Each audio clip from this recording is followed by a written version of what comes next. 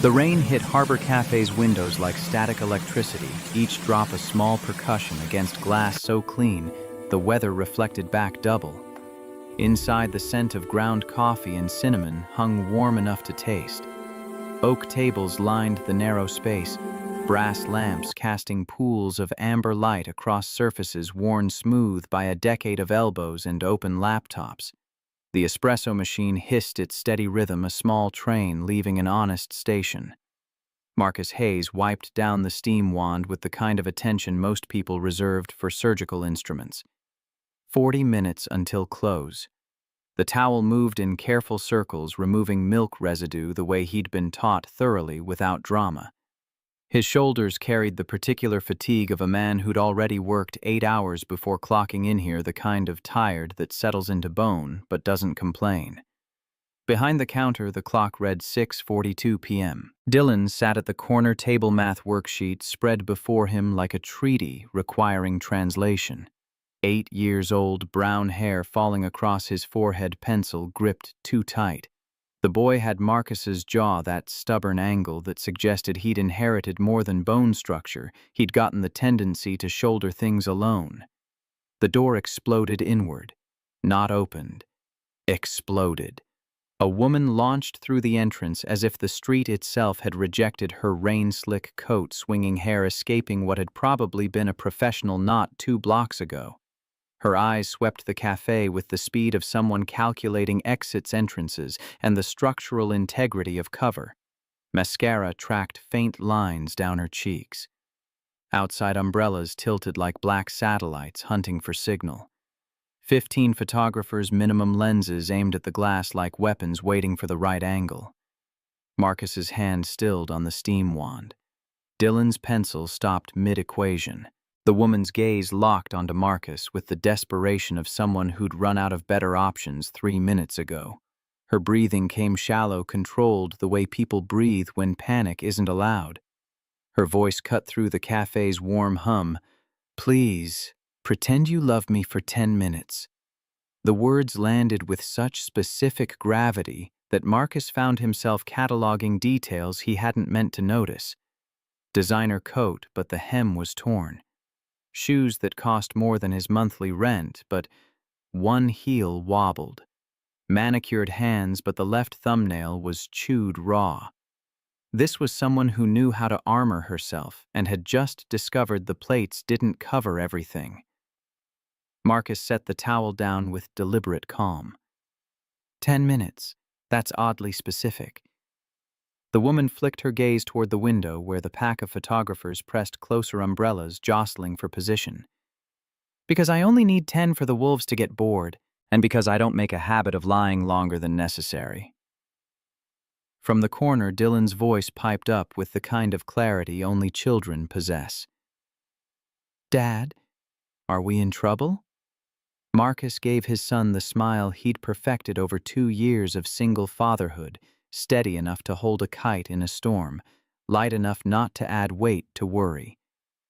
"Not today, champ." He looked back at the woman. Really looked, this time. Recognition flickered. He'd seen her face on magazine covers in the grocery checkout line, heard her name on the business radio station the morning crew played, while he cleaned commercial HVAC systems on the 40th floor. Elena Cross. CEO of something large enough to have its own acronym. Crosstech Industries, the building where he mopped floors and replaced fluorescent tubes during the graveyard shift. The irony settled like sediment. Marcus glanced at the clock. 6:45 p.m. The framed sign behind the register declared in hand-painted letters, "House policy, no drama, just coffee." He looked at Elena Cross, at the rain caught in her hair, at the photographers multiplying like cells outside, at the way her shoulders held tension like architecture supporting weight. It wasn't designed for, and made a decision that felt less like choice and more like the only response his particular wiring allowed. Okay. Ground rules. Elena's posture shifted, the CEO finding structure even in chaos. "Name them." "No touching, that would make my kid uncomfortable. You follow my lead even if it looks ridiculous. and we stop at 9 minutes and 59 seconds. For the first time since crashing through the door, something like amusement crooked the edge of her mouth. Deal. Marcus stepped into her space with the quiet confidence of someone who'd changed light bulbs on 12-foot ladders without thinking about the drop. He moved with the economy of motion that came from years of maintenance work. Efficient, purposeful, nothing wasted.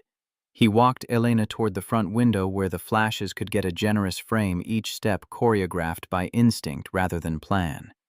Dylan watched from his table, eyes sharp with the kind of observation children develop when they've had to become fluent in adult tension. Marcus caught his son's gaze and gave a small nod. The boy lifted his math book like a clapperboard, an announced voice carrying just enough action. Marcus reached for a cappuccino tray from the counter, the metal shield gleaming under the cafe lights. He turned, placing himself between Elena and the glass. Outside, someone shouted her name. Another voice called something that wasn't her name at all, just noise shaped like accusation. Elena's shoulders tensed beneath her coat, then settled. The shift was minute, but Marcus felt it the moment someone decides to trust a stranger with something they can't afford to lose. He angled the tray so reflections ghosted over the camera lenses, fracturing their line of sight. To anyone outside, the geometry would read as intimacy. A man leaning in with something to say that couldn't wait. A woman listening, like the words mattered more than the weather. Elena murmured, voice low enough that only Marcus could hear. "You're very good at this." Marcus's reply came without hesitation. "I mop floors and troubleshoot HVAC systems." In trouble. He pointed toward the window with his chin. "Tilt your head, like you just heard a better story than the one they're selling." She did. The gesture softened, her jaw melted the boardroom steel into something fiercely human.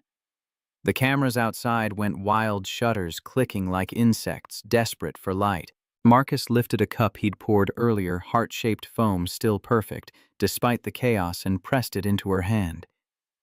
"For the photograph you didn't ask for." Her laughter came soft, the kind that runs under a door and changes the temperature of the room beyond. "Do you hand out props to all your pretend girlfriends?" "Only the one I'm staying for 9 more minutes."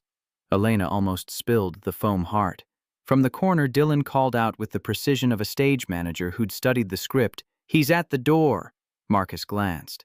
A photographer had pushed the cafe entrance open an inch, testing boundaries, the way water tests for cracks. Marcus moved before the hinge could squeal smooth as tide. The tray came up, catching the door with the cool clang of polite steel. His voice stayed even temperature without error, house policy. The photographer groaned, rain dripping from his jacket in accusatory streams. "Come on, man, she's public interest." Elena stepped to Marcus's side, voice clear enough to carry, but controlled enough to land, "I'm a human being. There's a difference." The door eased shut. Outside, the wall of umbrellas rippled in irritation, then resettled like crows adjusting on a wire. Inside, time clicked forward. 2 minutes down. Marcus gestured toward a booth by the window, but set back far enough to avoid the main camera sweep. "Sit. If they want a show, let's make one that doesn't cost your soul." Elena slid into the seat coat, settling around her like armor that had finally agreed to rest. Marcus set another cup down for show empty, but the gesture mattered more than the contents. Then, without breaking rhythm, he knelt and tugged the napkin dispenser forward, creating a humble barricade just tall enough to keep prying lenses from reading her phone screen if she needed to text. It was a janitor's trick. Solve the problem people don't know they have. Elena watched him work, and the words slipped out almost to herself. "I hire consultants for crisis management. Turns out I needed a barista." Marcus straightened, a small smile flickering at the corner of his mouth. "Don't be offended, but I'm off the clock in 20 minutes. After that, I'm strictly a dad." "I'm not offended." She paused, something shifting behind her eyes. "I'm relieved." 5 minutes. The cafe lights hummed their steady frequency.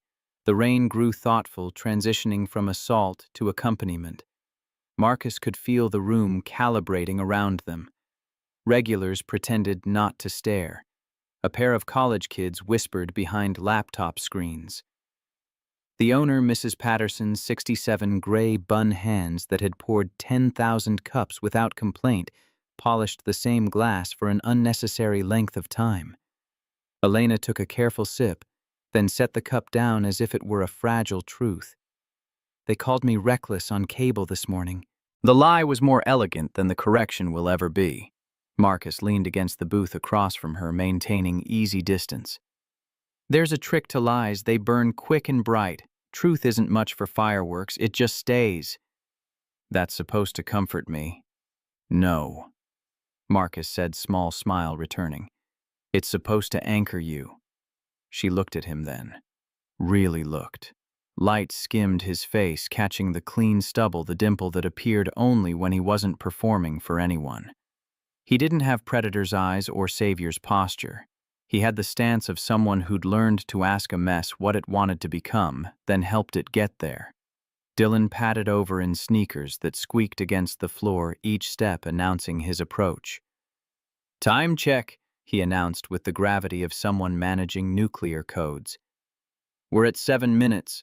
Also, I finished the fractions. Show me. Marcus slid over to make room. He put a hand lightly on Dylan's shoulder, never owning, always assuring. Elena watched the gesture with an attention she usually reserved for quarterly reports. She'd seen men sign billion-dollar partnerships with less reverence than this father gave a homework sheet. You're good with him. The words escaped, before Elena could dress them in professional distance. You make hard things look like everyday things, Marcus answered without looking up from Dylan's worksheet. That's the job. Only job I ever wanted to be great at. Something moved behind Elena's eyes. There it was. The bruise the rumors couldn't name. She caught it fast, the way a person snatches a glass before it falls, and redirected. She glanced at the window. The cameras were still there, but some had wandered off in search of louder storms. The rain thinned to mist. Somewhere a siren rode a thin line across the blocks. 8 minutes. What's your name? Elena asked suddenly, voice shifting to something less guarded. Besides, guy who blocks cameras with a coffee tray. Marcus Hayes. He nodded toward Dylan. That's Dylan. I'm Elena. She paused. I know. Dylan replied with the seriousness of a small judge presiding over important matters. My grandma watches you on the business channel. She yells at the TV when the men interrupt. Elena's laugh landed warmer this time, breaking through whatever remained of her armor. Tell your grandma I'm fine. I've been interrupted by experts. She'll like that, Dylan said, satisfied with the exchange. He returned to his table homework, complete the world restored to acceptable order. Marcus straightened. Mission complete. So how do you want to exit this scene? Elena thought for a beat, then surprised both of them. I'll walk out the back. They'll forget me when dinner starts and the city turns its face to neon. But could you stand in the doorway with the tray until I'm out of the alley? I don't want them getting bold. Marcus picked up the tray, spun it once like a coin catching light. Bold men love a mirror. He tipped his head toward the glass. Ready, ready. She rose, coat instinct tugging her shoulders back into the precise geometry of command. But as she reached the threshold between cafe and corridor, she turned. Marcus? Yeah. You didn't ask why I needed this. Marcus met her gaze without hesitation. I didn't need the story to do the decent thing. Dignity doesn't ask for a spotlight. It brings its own light. Her throat closed around whatever reply had been forming. The kindness wasn't noisy. It made space. It made weather. It made a person want to stand differently inside their name. They moved. Marcus first tray up, courteous shield. Elena, close behind steps, measured chin level. Dylan watched from the booth, counting under his breath, like a stage manager tracking cues. 9:30, 9:40, 9:50. They cut through the back corridor, air thick with cinnamon and the ghost of rain from coats that had passed through earlier. At the exit, Marcus nudged the door with his shoulder, giving the alley a weather report. Clear enough. Elena slipped into the gray light. The downpour had softened to drifting mist. Somewhere a bus swept a puddle into temporary flight. She paused at the threshold, turned. Thank you. Not the perfunctory kind. This one carried weight. For not making it a transaction. 10 minutes are up, Marcus said it gently, like offering an exit that didn't require apology. You don't owe me anything. Elena lifted her chin in what looked like a vow. Then here's what I owe myself to walk out of here with my head still attached to my heart. She tucked a business card onto the community bulletin board by the door, then thought better of it and slid it face down onto Dylan's math book instead. If the world gets noisy again, call. I can return a favor. We're good. Marcus said it plainly, but his eyes acknowledged the language of lifelines. She hesitated. In that 2-second silence, they shook hands without touching. Then Elena stepped into the rain, collected herself like a headline rewritten, and vanished toward the corner where taillights blurred into the evening's wet palette. Marcus stood in the doorway until the alley turned back into an ordinary slice of city. He lowered the tray. The cafe exhaled. Dylan trotted up solemn as ever. Was she a princess? No. Marcus grinned despite himself. She's the kind of person who builds the castle and negotiates for better sidewalks. Dylan nodded, satisfied with the taxonomy. Cool. Marcus ruffled his son's hair, returned to the machine, and steamed milk that sounded like a small departure from a station that kept its promises. He wiped the counter-set cups in neat rows, turned the open sign to closed with the ceremony the moment deserved. Outside, the umbrellas were gone. Rain just rained. The business card lay face down on the table, a small white island in the geography of their evening. Marcus picked it up. Heavy stock embossed letters. Elena Cross, Chief Executive Officer, Cross Tech Industries. A direct number beneath, and in quick, decisive strokes, an unexpectedly tiny drawn heart that looked like a coffee bean. Marcus didn't pocket it. He tucked it under the register where lost things waited to be claimed. Ready for home, kiddo. Dylan shouldered his backpack, the weight of fractions and weather. Can we make hot cocoa? Always. When they stepped into the rinsed evening, father and son walking the kind of pace the city overlooks until it needs saving.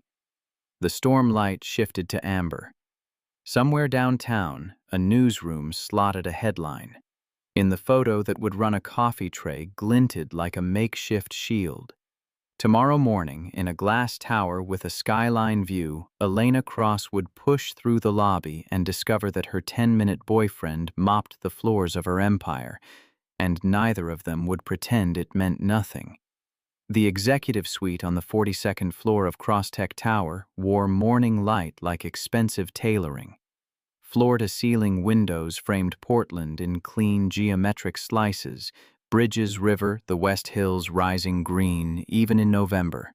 The conference table could seat 16 but currently held 3, Elena at the head.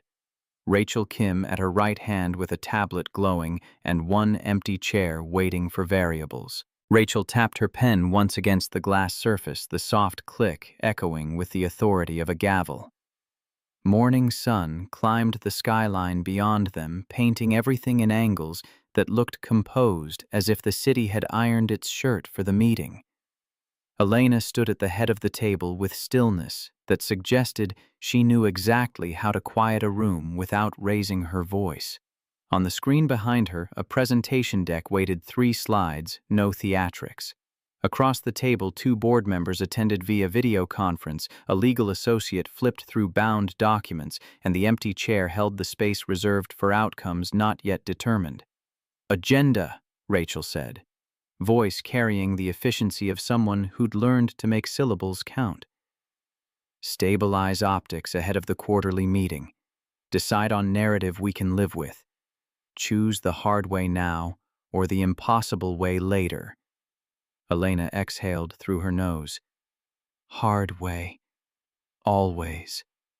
The door opened. Marcus stepped in hair damp from the walk up from the parking garage shirt without the cafe apron, but carrying the same careful posture. The tallest kid in class who'd learned never to loom. He clocked the polished floor. The glass walls, the insulated quiet of this cathedral built from capital, and found the empty chair without being told. Rachel rose to shake his hand, the gesture formal but warm.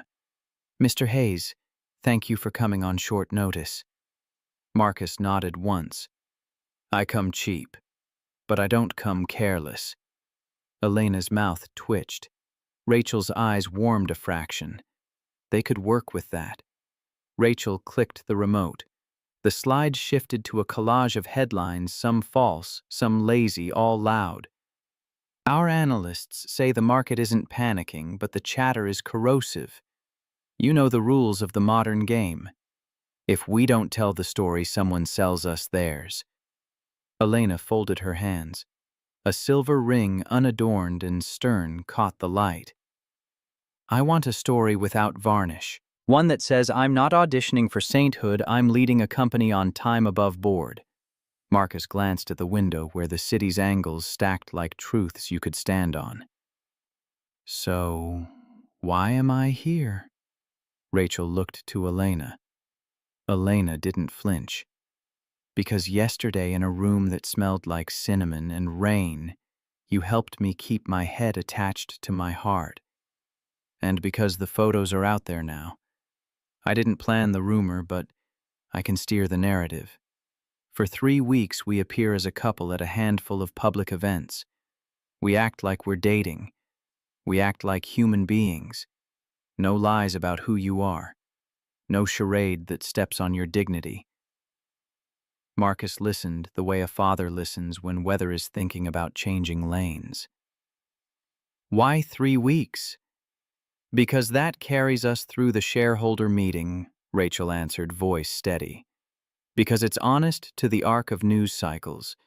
And because if this goes longer, it becomes a campaign. We're not running for anything. Marcus leaned back. Ground rules. Elena slid a slim folder across the table. Inside pages that didn't apologize for being paper.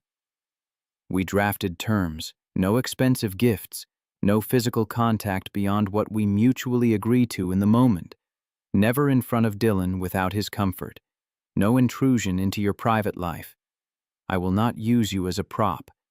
And one more, veto power on everything that touches my son. Marcus said it like declaring coordinates. If a camera angle catches him, if a schedule shift interferes with his routine, if a story threatens to make him content, my no is the end of the sentence. Elena met his gaze without blinking. Done. Rachel added, already typing, we'll develop a parallel plan to protect Dylan's privacy. Separate from PR that comes under safety, not optics. Marcus nodded once. He didn't say thank you. The acknowledgement lived in how his shoulders lowered by a single degree. What's the fee? Elena asked businesslike as if requesting door measurements for a new hinge. Marcus's jaw worked, then stilled. I need a lawyer, not a cousin who prints forms at cost, a real one. There's a custody review coming. The other party wants more weekends. I want what's best for my boy. That costs retainer money I don't have. Elena didn't blink. We'll set transparent payment that reflects work, not power dynamics. It will go to your counsel directly, not through me. Rachel was already typing. Third-party trust, clean line, full compliance. Marcus half smiled. You're very good at making decent things boring. That's the only way decent things stay, Rachel said, returning the expression. Elena turned a page in the folder. Appearances. We start with the ESG Fund Launch Gala tonight. It's not our event, we're only a host partner, so the room will be mixed. Mixed? How? Marcus asked. Old money, new money, a few true believers, a few wolves in priest collars, Rachel said. Smile without surrender. Speak little, but when you do say something that fits on a post-it, cameras like sentences that can live alone. Marcus's lips quirked. You have a whole theology for this. I have a spine, Rachel said mildly, and a job I can do without rinsing my conscience with bleach. They worked through specifics. No social media posts from Marcus, no off-the-record drinks with reporters, a standing signal if either needed to cut an interaction shorthand over the coffee cup, a nothing gesture that meant everything. Elena would loop security and facilities so Marcus wouldn't get hassled at entrances. His badge would clear him and Dylan to public floors during daytime hours without wasted energy at reception desks. The legal associate laid out consent language like a neat row of wrenches. Marcus read every line. He traced the clauses with the steady attention of someone who'd fixed machines that couldn't afford to fail. Questions, Elena asked when silence settled. 2, Marcus said. The air tightened around the table. What do I call you when we're off camera? Elena, not Miss Cross. Titles have their place. They don't have to live in the kitchen. And the second, the room leaned in without moving. Who's going to hate this the most? Rachel flicked to her final slide. A grayscale headshot appeared, smile that didn't reach either eye. Graham Sterling, activist investor. He's not our enemy, he's a misaligned incentive.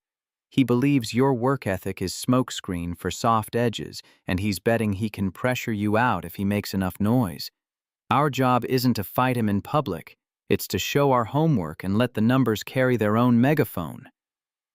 Marcus considered the photo the way he'd consider a blueprint with a flaw he couldn't quite locate. He looks like a man who thinks a broom only goes one direction. Elena's voice found warmth without losing steel. Let me worry about Graham. And who worries about you? Marcus asked before he could swallow it. Rachel's gaze slid sideways, surprised, then not. Elena didn't look away. I do. And for 3 weeks, apparently, you do. A small smile nudged the corner of Marcus's mouth. Then let's write it down. They signed. Ink scratched compact promises on heavy paper. It wasn't romance.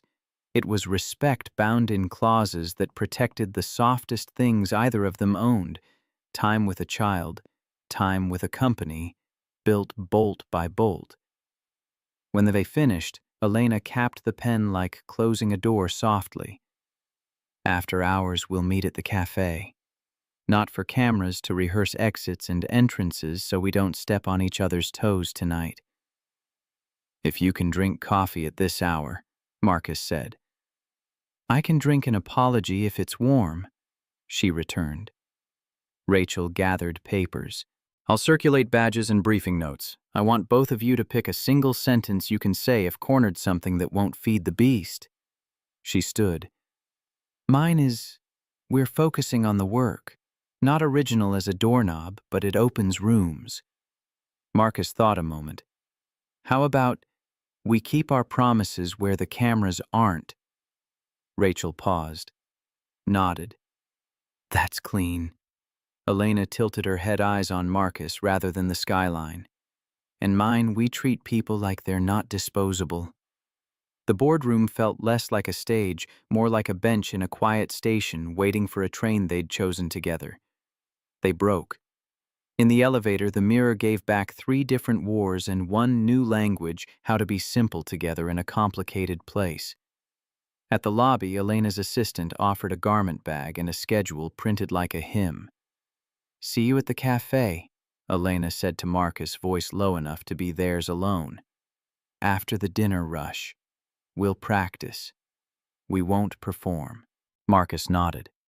I'll bring the cup. You bring the spine. I won't leave home without it. The cafe, after peak hours, wore the gentleness of a room exhaling. Chairs tucked themselves in. The bell over the door chimed like a polite throat clearing. Marcus stood behind the counter, sleeves rolled espresso machine sounding like rain on a tin roof. When Elena walked in dark dress garment bag over her shoulder, hair loose in a way that made her look less like a headline and more like someone who'd decided to stop running, he raised a hand in greeting. The way you greet a neighbor, not a news cycle. Stage marks, he said, sliding 2 coasters onto the floor like taped X's. This one keeps you angled away from the worst glare. This one keeps me from blocking your face with the tray if I have to block the camera. She set the garment bag down, stepped onto her mark.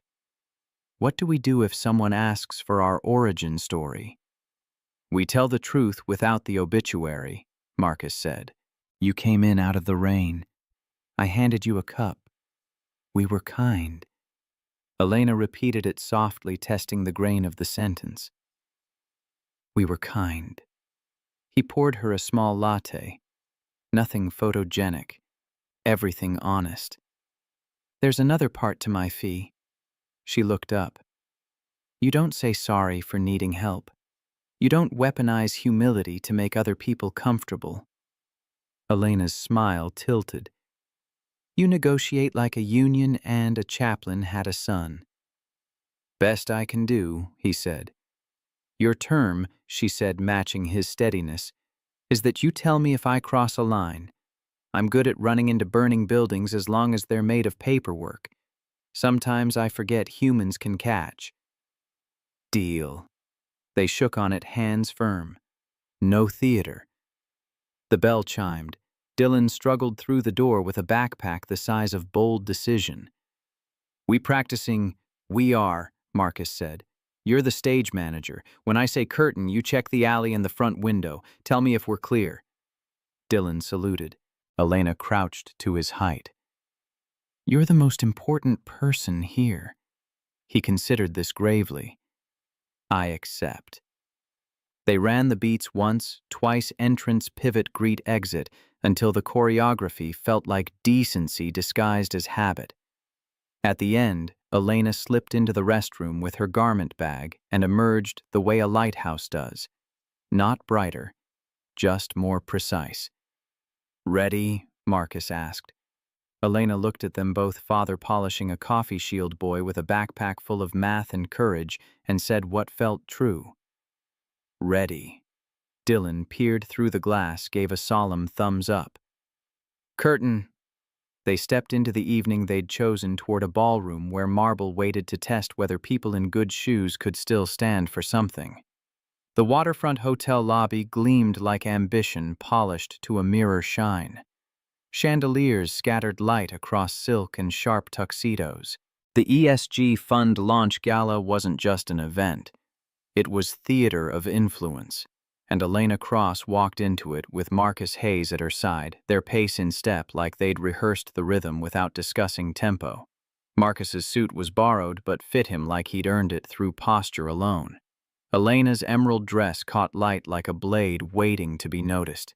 Together they looked like a headline that had stopped running long enough to breathe. Then it happened. Half a step into the lobby, Elena's right heel caught on the carpet edge. The faintest snap, leather and metal giving way under pressure, was lost beneath the string quartet, but she felt it, an unmistakable shift in the geometry of standing. Marcus's hand shot out, steadying her elbow before anyone could register the wobble. His voice came low, calm as diagnostic equipment. Don't look down. Smile. Elena's jaw tightened. It's broken. Not tonight, it isn't. He guided her with the precision of a dance partner to a small recess along the wall just outside the main camera sweep. Hold here, 2 minutes. From somewhere between bar tray memory and instinct, Marcus produced a slim black pouch from his inside jacket pocket. Elena blinked. You carry tools to a gala. You carry armor. He knelt to examine the damage fingers already assessing before his eyes confirmed. I carry repairs. The gash in the heel was clean. The metal pin bent just enough to destabilize everything above it. Marcus's fingers moved with the steady confidence of someone who'd solved worse problems with less.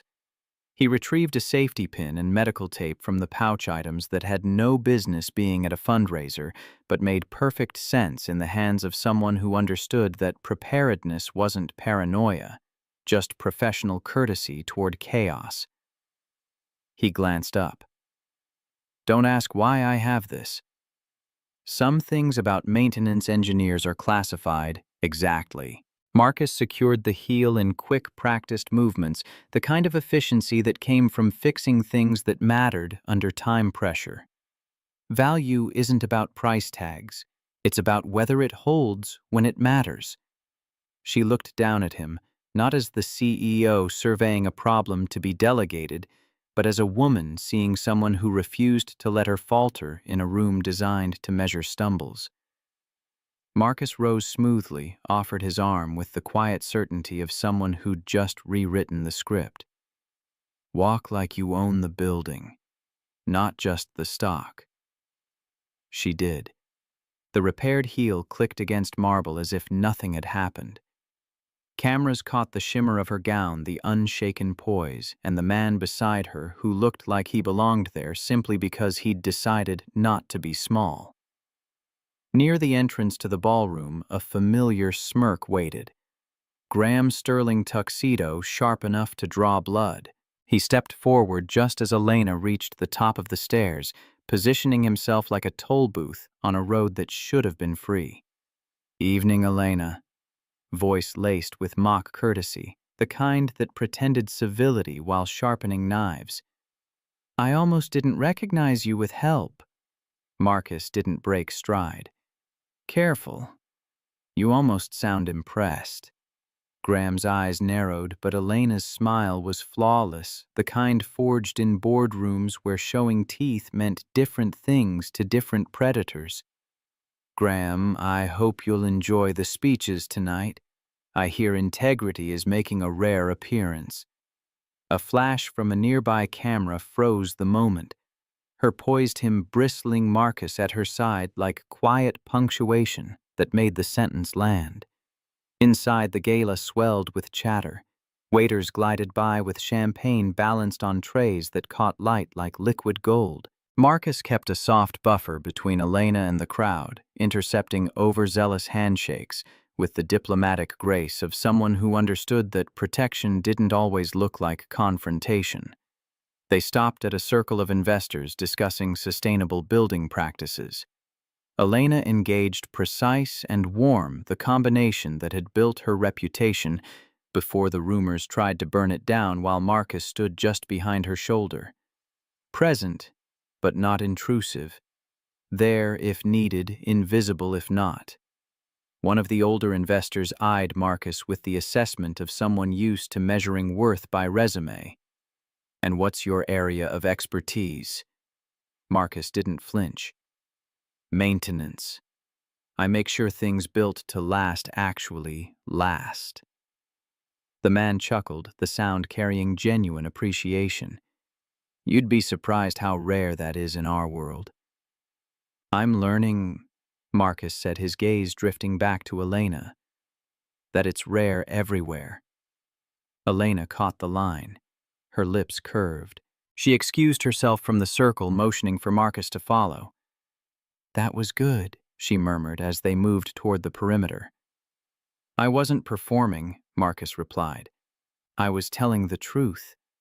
The rest of the evening played out like a script they hadn't rehearsed but somehow knew by heart. When Elena gave a short toast about ethical growth, Marcus stood just inside the frame, not smiling for the cameras, but listening. Really listening, like the words were blueprints worth following. They made it through without another slip until they reached the valet station outside. Rain had returned, dotting the pavement with silver coins. Marcus opened the car door for Elena, and in the reflection of the black sedan, they both saw it, her repaired heel still holding strong. She looked up at him. You saved me from a very public fall. Marcus shook his head. You saved yourself. I just gave you a way to keep walking. The driver pulled away from the curb. Elena glanced out the window at the flashing lights fading behind them, like stars burning out in reverse. Marcus sat beside her, gaze on the rain-slick streets that reflected the city back to itself. What you did tonight, Elena began, then stopped, started again. It's not something I can put in a contract. That's fine, Marcus said quietly. The best work doesn't make it into contracts. Her phone buzzed in her clutch. A headline was already circulating: Elena Cross stuns at ESG gala with mystery partner. Who is he? She could see the photo, her poised mid-step Marcus just behind arm, ready if she needed him. It was better than any staged image her PR team could buy. But as the car rolled into the night, Elena saw a new notification. A message from Rachel marked urgent. "We've got a problem. Anonymous tip. CPS report on Marcus just hit my desk." Elena's chest tightened. Marcus sat beside her, unaware, his gaze still on the rain that blurred the streets into watercolor. "Something wrong?" he asked, picking up on the shift before she could mask it. She forced her voice steady, professional, a shield she'd learned to raise when the ground started shaking. "We'll talk tomorrow." Outside, the city lights blurred in the glass as if the night itself knew the next chapter wouldn't be all chandeliers and applause. The knock wasn't loud, but it carried weight. 3 measured taps, each one announcing paperwork and procedure. Marcus opened the apartment door to find a woman in a navy blazer holding a clipboard, her ID clipped high and visible where it couldn't be missed or questioned. Child Protective Services. Behind her, the hallway smelled faintly of floor wax and winter coats that had seen better seasons. Marcus's hand tightened on the doorknob, not from fear, but from the sudden understanding that someone had weaponized bureaucracy. "Mr. Hayes." "That's me." His voice stayed calm, but grip on the door told a different story. "I'm Angela Rui. I'm here for a scheduled home welfare check." Marcus's eyes flicked to the wall clock. He'd known this visit was coming. The voicemail last night had been professional, procedural, final. He just hadn't expected it to arrive with the echo of last night's headlines still ringing in his skull. From the kitchen table, Dylan looked up from his half-built paper robot. "Dad, who is it?" Before Marcus could answer, another knock sounded lighter, familiar in its cadence. Elena stood at the door with a takeout bag, hair loose around her shoulders, rain still caught in the fabric of her coat. "Dinner delivery." Then she caught sight of the badge in Angela's hand. Her smile paused, but didn't falter, adjusting to new information the way good executives do, quickly, without panic. "Come in," Marcus said to Angela, stepping aside. He looked at Elena. "You too." The apartment was modest in the way that spoke of intentional care rather than neglect. 2 bedrooms, books stacked neatly along one wall, organized by size and subject, a rug that had seen years of homework sprawls but was clean and whole. The faint scent of cocoa lingered in the air, last night's ritual, this morning's comfort. Marcus's evenings were visible in every detail. Shoes lined by the door in descending order of size. Laundry folded in baskets waiting for the dresser. A small corkboard with Dylan's spelling tests pinned in tidy rows, each one marked with a gold star that Marcus had added himself, because the teacher's red ink wasn't enough celebration for effort. Angela glanced around with the practiced eye of someone trained to see what people tried to hide. "I'll need to see where Dylan sleeps, the kitchen, any medications." "We'll start with his room," Marcus said. As they walked down the short hallway, Elena lingered back, eyes scanning not in judgment, but in quiet inventory. She noticed the worn comic books on Dylan's nightstand edges, soft from repeated reading. The robot parts laid out on his desk with the precision of a young engineer who'd learned that order mattered. No mess shoved in corners, no chaos disguised as charm. Angela took notes, checked smoke detectors with a small device from her bag, asked routine questions in the flat tone of someone who'd asked them 1,000 times. "Has there been any change in your work schedule? How often is Dylan left unsupervised?" Marcus answered without edge, each response carrying the weight of truth that didn't need decoration. "Evening shifts, never without supervision. If I can't be here, he's with my sister Sarah or my neighbor Mrs. Duffy, both cleared last year." Angela nodded, making marks that would become data points in a file somewhere. "School records." Marcus handed her a folder already on the counter, Report cards, attendance logs, a note from Dylan's teacher on official letterhead praising his curiosity and kindness. Olivia caught the smallest shift in Angela's expression. Respect for preparation, maybe. Or recognition that Marcus wasn't scrambling. He'd been ready for this before the knock came. Angela flipped through the file with the efficiency of someone sorting mail. Dylan's doing well academically. No concerns noted. Elena stayed quiet, watching Marcus's posture. Upright, but not defensive. He wasn't performing for her or for Angela. This was just who he was when stakes were high, someone who met challenges by being prepared rather than lucky. Angela moved to the kitchen. Food storage is adequate. Appliances functional. No safety hazards observed. She made final notes, pen scratching against paper, with the sound of conclusions being drawn. Mr. Hayes' this visit was prompted by an anonymous concern. It's routine, but we will conduct a follow-up in 2 weeks.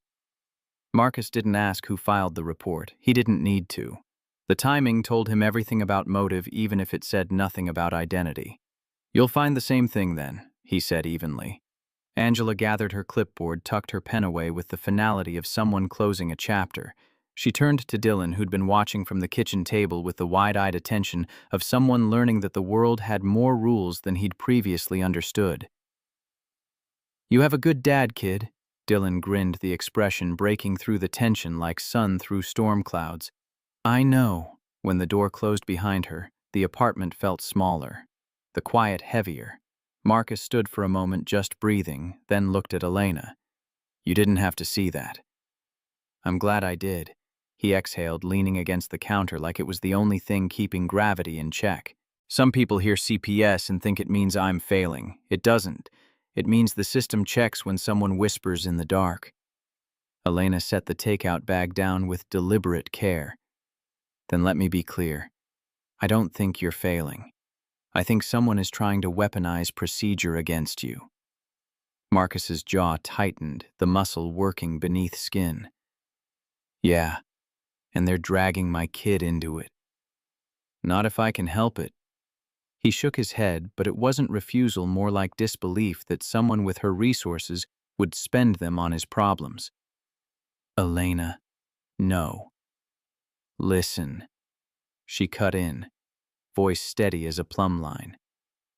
I'm not here to bulldoze into your fight, but I can connect you with a family attorney who knows CPS procedure cold. You don't have to use them, but I want you to have the option. Marcus studied her for a beat, looking for the angle, the transaction, the place where generosity became leverage. He didn't find it. You always have a contingency plan ready. Always, she said. It's how I keep standing. Something in his shoulders eased just enough to let the moment breathe. I'll take the number. Doesn't mean I'm asking you to fight my battles. Elena's smile was faint but real, carrying warmth without pity. Marcus, the battles worth fighting rarely belong to just one person. They sat down to dinner, takeout containers between them, Dylan chattering about his robot design with the enthusiasm of someone who'd decided the earlier tension was resolved and could therefore be safely ignored. Elena listened, asked questions, laughed at the right moments with genuine delight rather than performance.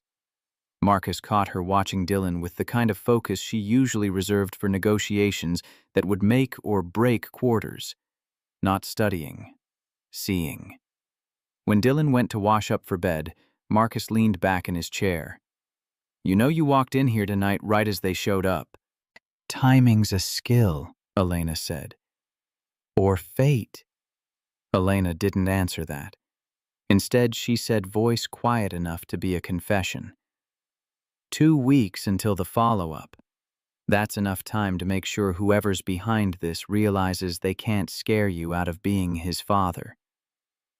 Marcus's eyes held hers. They can try. They'll lose. The conversation shifted to logistics after that. Dylan's school schedule, Marcus's shifts, the next public appearance on the calendar. But underneath it all ran a new current, something that couldn't be written into contracts or measured in 3-week increments. Trust built not in boardrooms or gala speeches, but in the unglamorous space of a kitchen table after the door closes on a government check-in. Later, as Elena left, she paused at the doorway. "Marcus." "Yeah, you didn't ask why I came tonight." He thought about it, then gave her what felt true. "Didn't need to. Some people show up for headlines. Others show up for the quiet parts."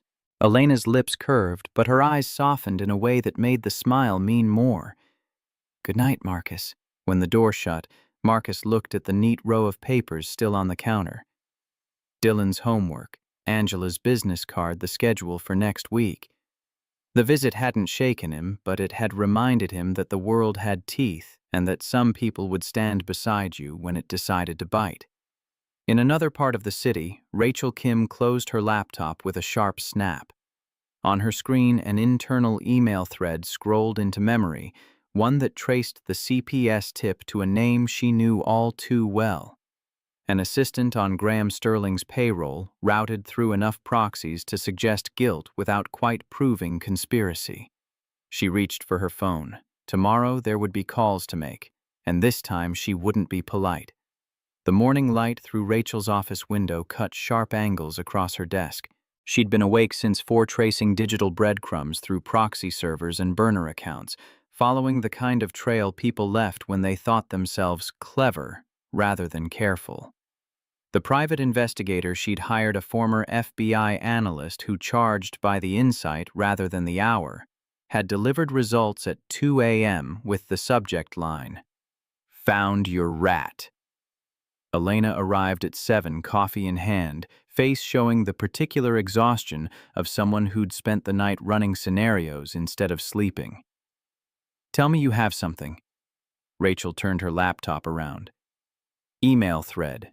Anonymous tip to CPS originated from a burner account routed through a VPN, but the payment for the VPN service traces back to a paralegal firm that exclusively serves Graham Sterling's portfolio companies. Elena leaned in, scanning the documentation with the speed of someone who'd learned to read evidence the way most people read headlines. This proves proximity, not causation. Keep reading. 3 screens down, a bank transfer. $500 from an LLC registered to Graham's cousin sent to the paralegal with a memo line that read, "Research Services." "Still circumstantial," Elena said, but her voice had changed texture, less doubt, more calculation. "Then there's this." Rachel clicked to an audio file. Building security footage caught this in the parking garage 2 days before the CPS filing. Graham talking to his chief of staff. "Audio's rough, but our guy cleaned it up." She pressed play. Graham's voice came through distorted but intelligible. "If CPS spooks him enough, Cross will fold the PR stunt. Simple pressure, clean hands. I don't care about the kid. I care about removing her emotional leverage." Elena's hand tightened on the desk edge, knuckles going white in a way that suggested the wood should be grateful it was solid. "Send that to legal. Chain of custody documentation. Every timestamp, every proxy, every dollar. I want it airtight." "Already done," Rachel said. "But if we leak now, he'll lawyer up, claim it's doctored, turn it into he said, she said." Elena straightened, mind already 3 moves ahead on a board most people couldn't see. "We don't leak. We corner him where he can't run. Force him to either confess or commit to a lie we can prove false." "When and where?" "Investor conference next Thursday. Loading dock exit at 6 p.m. He always leaves alone to take calls away from cameras." Elena's eyes held the cold clarity of someone who'd stopped being surprised by cruelty and started documenting it. "I want him to see me when he realizes he's lost." The presentation room on Crosstech's 30th floor looked designed to impress even the most jaded investor. Glass walls framed the city skyline in sections like the world beyond, was art curated for their appreciation. Rows of leather chairs, a projector that cost more than Marcus's annual salary, and an air conditioning system he'd personally serviced last month cold enough to keep people alert, but not uncomfortable. Elena stood at the head of the conference table, every inch the CEO. Marcus sat 3 rows back, not as part of the team, but as the boyfriend, a presence meant to humanize her in a room of sharp suits and sharper questions. From his seat, Marcus could see Dylan's handwriting on the corner of Elena's notes. A tiny doodle of a coffee cup with the words, "Good luck," in crayon that hadn't quite stayed inside the lines. It was the kind of detail no one else would notice, but Marcus held on to it like an anchor in water that kept getting deeper. Elena began, voice carrying the authority of someone who'd earned her position through results rather than inheritance. Thank you for joining us to discuss the Cross-Tech Tanaka partnership for our coastal resort project. Today we'll finalize design specifications before moving to contract signing. The projector hummed to life, casting blueprints onto the wall. The lines were crisp, the layout sophisticated, the kind of engineering that won awards and convinced investors their money had found good soil. Elena moved through talking points with the smooth efficiency of someone who'd given this presentation 100 times in her head. Square footage, sustainable materials, load capacities calculated to withstand Oregon coast weather patterns. Marcus watched the blueprint scroll past his eyes, tracking details most people in the room would skip over in favor of the bottom line. Years of maintenance work in high-rises had left him with an instinct for structural logic, the kind of knowledge that lived in muscle memory rather than textbooks. He'd learned to read buildings the way some people read faces, looking for stress points. Places where confidence turned into liability. His brow furrowed. Ow. Something wasn't right. The support beams in the south wing didn't align with the load-bearing walls. According to basic IBC standards, International Building Code, the Bible of anyone who'd ever held a wrench in a building taller than 2 stories, this configuration would create uneven weight distribution. In stable ground, maybe survivable. In coastal terrain with seasonal flooding and soil erosion, it was a lawsuit waiting for weather to file it. Marcus tilted his head mentally, tracing the load paths the way he'd trace plumbing, following gravity and physics to their inevitable conclusions. The math didn't work. The structure wouldn't hold. Not catastrophically, not immediately, but in 5 years some engineer would be standing in a conference room explaining settlement cracks and foundation shifts to people who'd want to know why nobody caught this earlier. Elena advanced to the next slide. Marcus raised his hand slightly, not high enough to interrupt, but enough to catch her peripheral vision. Her gaze flicked to him for less than a second, but it was enough. She knew. Before we proceed, Elena said, voice smooth as fresh concrete. Let's pause on that last diagram. I'd like everyone to take another look at the load distribution in the south wing. A ripple of confusion passed through the room. The lead architect, Brad Morrison, 45, the kind of confident that came from never being wrong publicly, frowned and zoomed back to the previous slide. Marcus rose quietly from his seat. May I? The architect hesitated, looking to Elena for guidance or permission, or perhaps reassurance that his expertise wasn't about to be questioned by someone who'd arrived without a briefcase. Elena nodded once. Go ahead, Marcus. Marcus approached the wall where the blueprint glowed like a patient waiting for diagnosis. He pointed to a section near the south wing, fingers steady despite every eye in the room tracking his movement. I'm not an engineer. He started with that not as apology, but as context. But I've worked on enough buildings to know these support beams aren't aligned with the load they're meant to carry. According to IBC Section 1604 load distribution requirements, this configuration creates stress concentration here. He traced the line where beam met wall. In coastal terrain with high moisture content and seasonal erosion, that means foundation settlement. Best case, you're looking at $3 million in remediation costs 5 years out. Worst case, structural liability that makes this resort uninsurable. The room went still. Not the quiet of agreement, but the silence of people recalculating their confidence in real time. The Tanaka delegation, Takeshi Yamamoto and two associates, all three wearing expressions that suggested they hadn't flown from Tokyo to watch amateurs point at walls, leaned forward. Yamamoto's eyes narrowed not in anger, but in the sharp focus of someone who'd built a career on catching expensive mistakes before they became catastrophic ones. "You're certain?" His English carried the precision of someone who'd learned the language specifically for contracts that couldn't afford ambiguity. Marcus nodded. "Certain enough that I'd bet my tools on it. If you want specifics, your engineers can run the load calculations, but I'd strongly suggest it before anyone signs." Brad Morrison's face went through a color spectrum that ended somewhere near defensive red. He zoomed in on the blueprint cross-referenced with another document on his tablet, then did what professionals do when they realize someone without credentials just caught their blind spot. He admitted it. "You're right." The words came out like pulling teeth, but they came. "This is a drafting error from the final revision. We didn't catch it in review." Elena didn't gloat. Her voice stayed level professional, the kind of tone that turns crisis into process. "Then let's make sure we're building something worthy of everyone's name on this contract." It took 40 minutes for the engineering team to return with corrected plans. When they did, the mood in the room had shifted not toward embarrassment, but toward something more valuable. Respect. The kind that comes when people realize you're more interested in being right than looking right. Yamamoto spoke first after reviewing the corrections. "Ms. Cross most would have signed and dealt with problems later. Discovery during construction would have delayed the project 6 months minimum. You chose to stop." Elena met his gaze without flinching.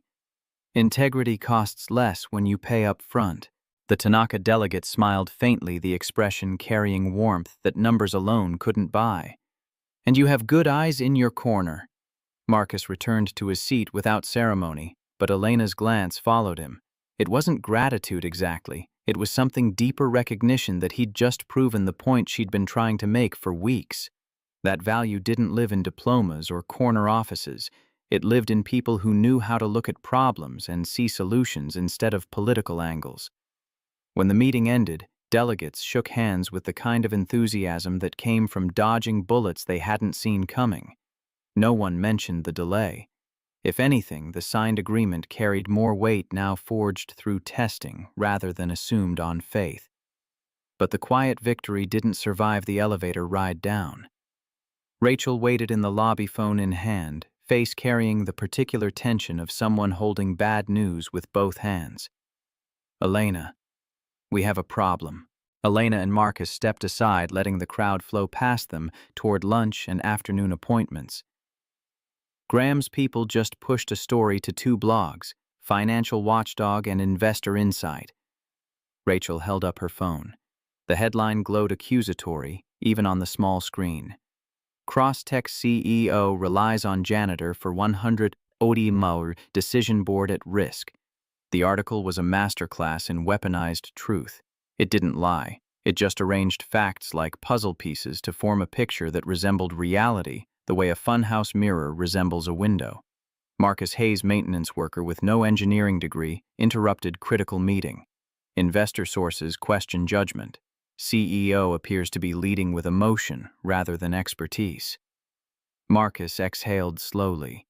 The sound carried the weight of someone who just watched their competence get rewritten as incompetence, their expertise dismissed as overreach. "So I'm the unqualified boyfriend now." "You're the reason they have a safe building to break ground on," Elena said, voice sharp enough to cut the resignation before it could settle. "But in their version, you're a prop in my PR stunt who's overstepping." Rachel's eyes softened by a fraction sympathy mixing with strategy. "We can't stop them from spinning. What we can do is control the next scene. Don't take the bait. We keep our tone steady, work clean, and we don't make this about personalities." Marcus looked between them, seeing the machinery of damage control spinning up, calculating responses and counter-narratives and all the chess moves required to turn bad press into manageable noise. "What about Dylan?" Rachel's voice shifted, becoming careful in a way that suggested she'd been dreading this part. We'll monitor coverage, but the more they frame you as the mystery janitor, the greater the risk someone digs for personal details. Photos, school records, anything that adds color to the story. We'll keep his name out of it, but we need to be realistic about exposure. Elena stepped closer, voice low enough that only Marcus could hear. This is where you trust me. Marcus held her gaze. And this is where I remind you Dylan comes first. Always. She didn't blink. Always. She echoed the word, carrying the weight of promise rather than platitude. That evening, Harbor Cafe felt quieter than usual. Marcus poured coffee for the regulars, Mrs. Patterson's usual dark roast, the college kids' elaborate drinks with too many adjectives, but the rhythm felt off, like music played in the wrong key. Customers glanced at him differently now, some with curiosity, others with something closer to pity. Two students at the window booth had their phones out, heads together over shared screen light. One snorted, showed the other something. Dude, this is the guy. America's boyfriend janitor. Check this meme. Marcus kept wiping the counter. The motion stayed steady, even as something in his chest tightened. He'd spent 38 years learning that dignity wasn't something you declared, it was something you maintained through action. You kept working. You kept showing up. You didn't give people the satisfaction of watching you crack. But Dylan would see these articles eventually. Kids at school had parents who read financial blogs, who watched morning news, who gossiped about headlines over breakfast before driving their children to the same building where Dylan tried to be invisible. Marcus's phone buzzed. Text from Sarah, his sister. Dylan's asking questions. Kids at school showed him something on a tablet. Call me. He stepped into the back room, dialed. Sarah picked up on the first ring. He saw the meme, she said without preamble. The one with your photo and the caption about dating up. He's upset but trying to hide it. Marcus leaned against the wall, let it take some of the weight his spine couldn't hold right now. Is he there? Went to his room 20 minutes ago, won't talk. I'm closing early. Be there in 30. The drive home felt longer than geography justified. Marcus played through conversations in his head, trying to find words that would make an 8-year-old understand that the world was cruel in specific ways, that sometimes doing the right thing made you a target, that being good at something people didn't expect you to be good at could be threatening to people who'd built their identity on being the ones who knew things. None of it sounded right. None of it sounded like something that would comfort a kid who just wanted his dad to be normal. Dylan's door was closed when Marcus got home.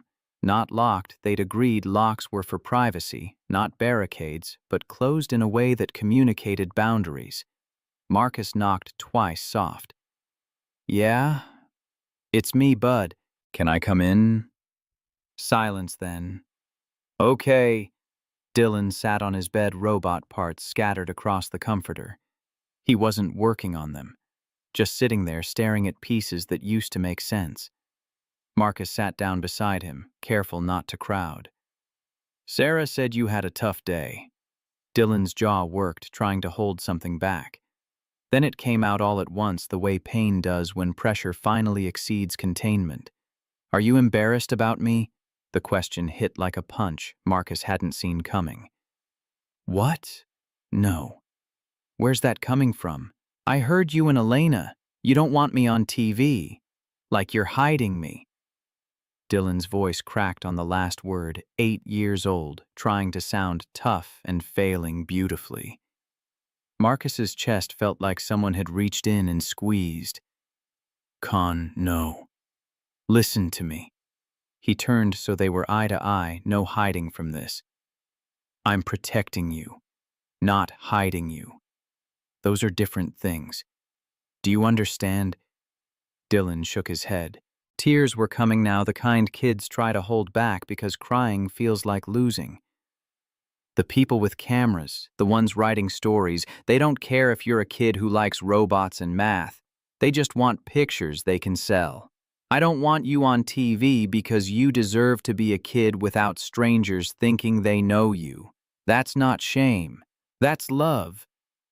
But kids at school, Dylan's voice dropped to barely audible. They said you're just a janitor, that you're not smart enough. There it was, the real wound.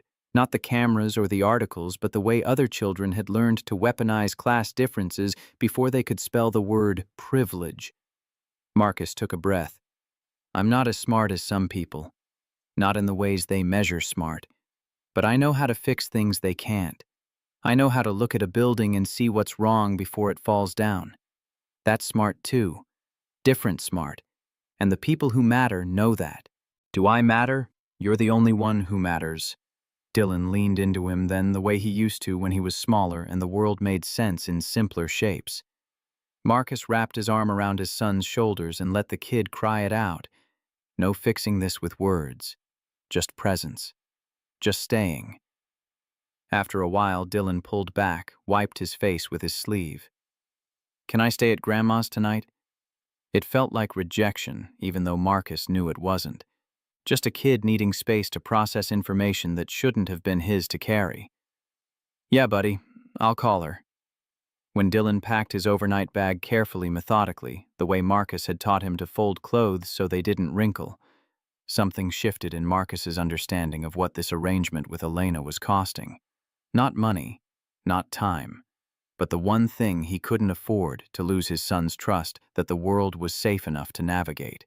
Elena's text came through at 9 p.m. How is he? Marcus stared at the message for a full minute before responding. Confused, hurt, at his grandmother's because he needed distance from me. 3 dots appeared, disappeared, appeared again. Then, I'm sorry. He typed back, not your fault. Deleted it. Tried again. This was always the risk. Deleted that too. Finally settled on, talk tomorrow. Yes. Marcus sat alone in the apartment that suddenly felt too big without Dylan's noise filling the corners. He looked at the coffee table where they'd built robots together last weekend, at the fridge covered in spelling tests and drawings, at all the evidence of a life that was supposed to be simple work. Hard. Raise your kid. Be good, and realized that somewhere along the way, simple had become impossible. His phone buzzed again. Not Elena this time. Rachel. Marcus, don't respond to any media requests. They're going to start calling. Block any numbers you don't recognize. And if anyone approaches Dylan at school, you call me immediately. I'm putting a legal letter together for the district. No one talks to him without your written consent. Thanks. This isn't your fault, Rachel said, and the fact that she felt the need to say it made Marcus realize how close to the edge he must sound. Tell that to my kid. There was a pause on the line, heavy with all the things professionalism prevented her from saying. Then, he'll understand eventually. Kids are resilient, but right now, just be his dad. That's the only job that matters. After she hung up, Marcus sat in the dark and wondered if being a good father meant walking away from situations that hurt his son, even if those situations could provide the resources to protect him. The math didn't work any direction he calculated it. Morning came too early and too bright.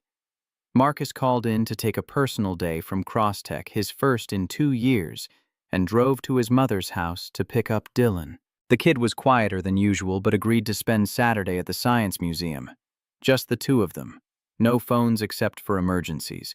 No checking headlines or social media. Just dinosaurs and physics exhibits and the kind of normal that used to be their whole world.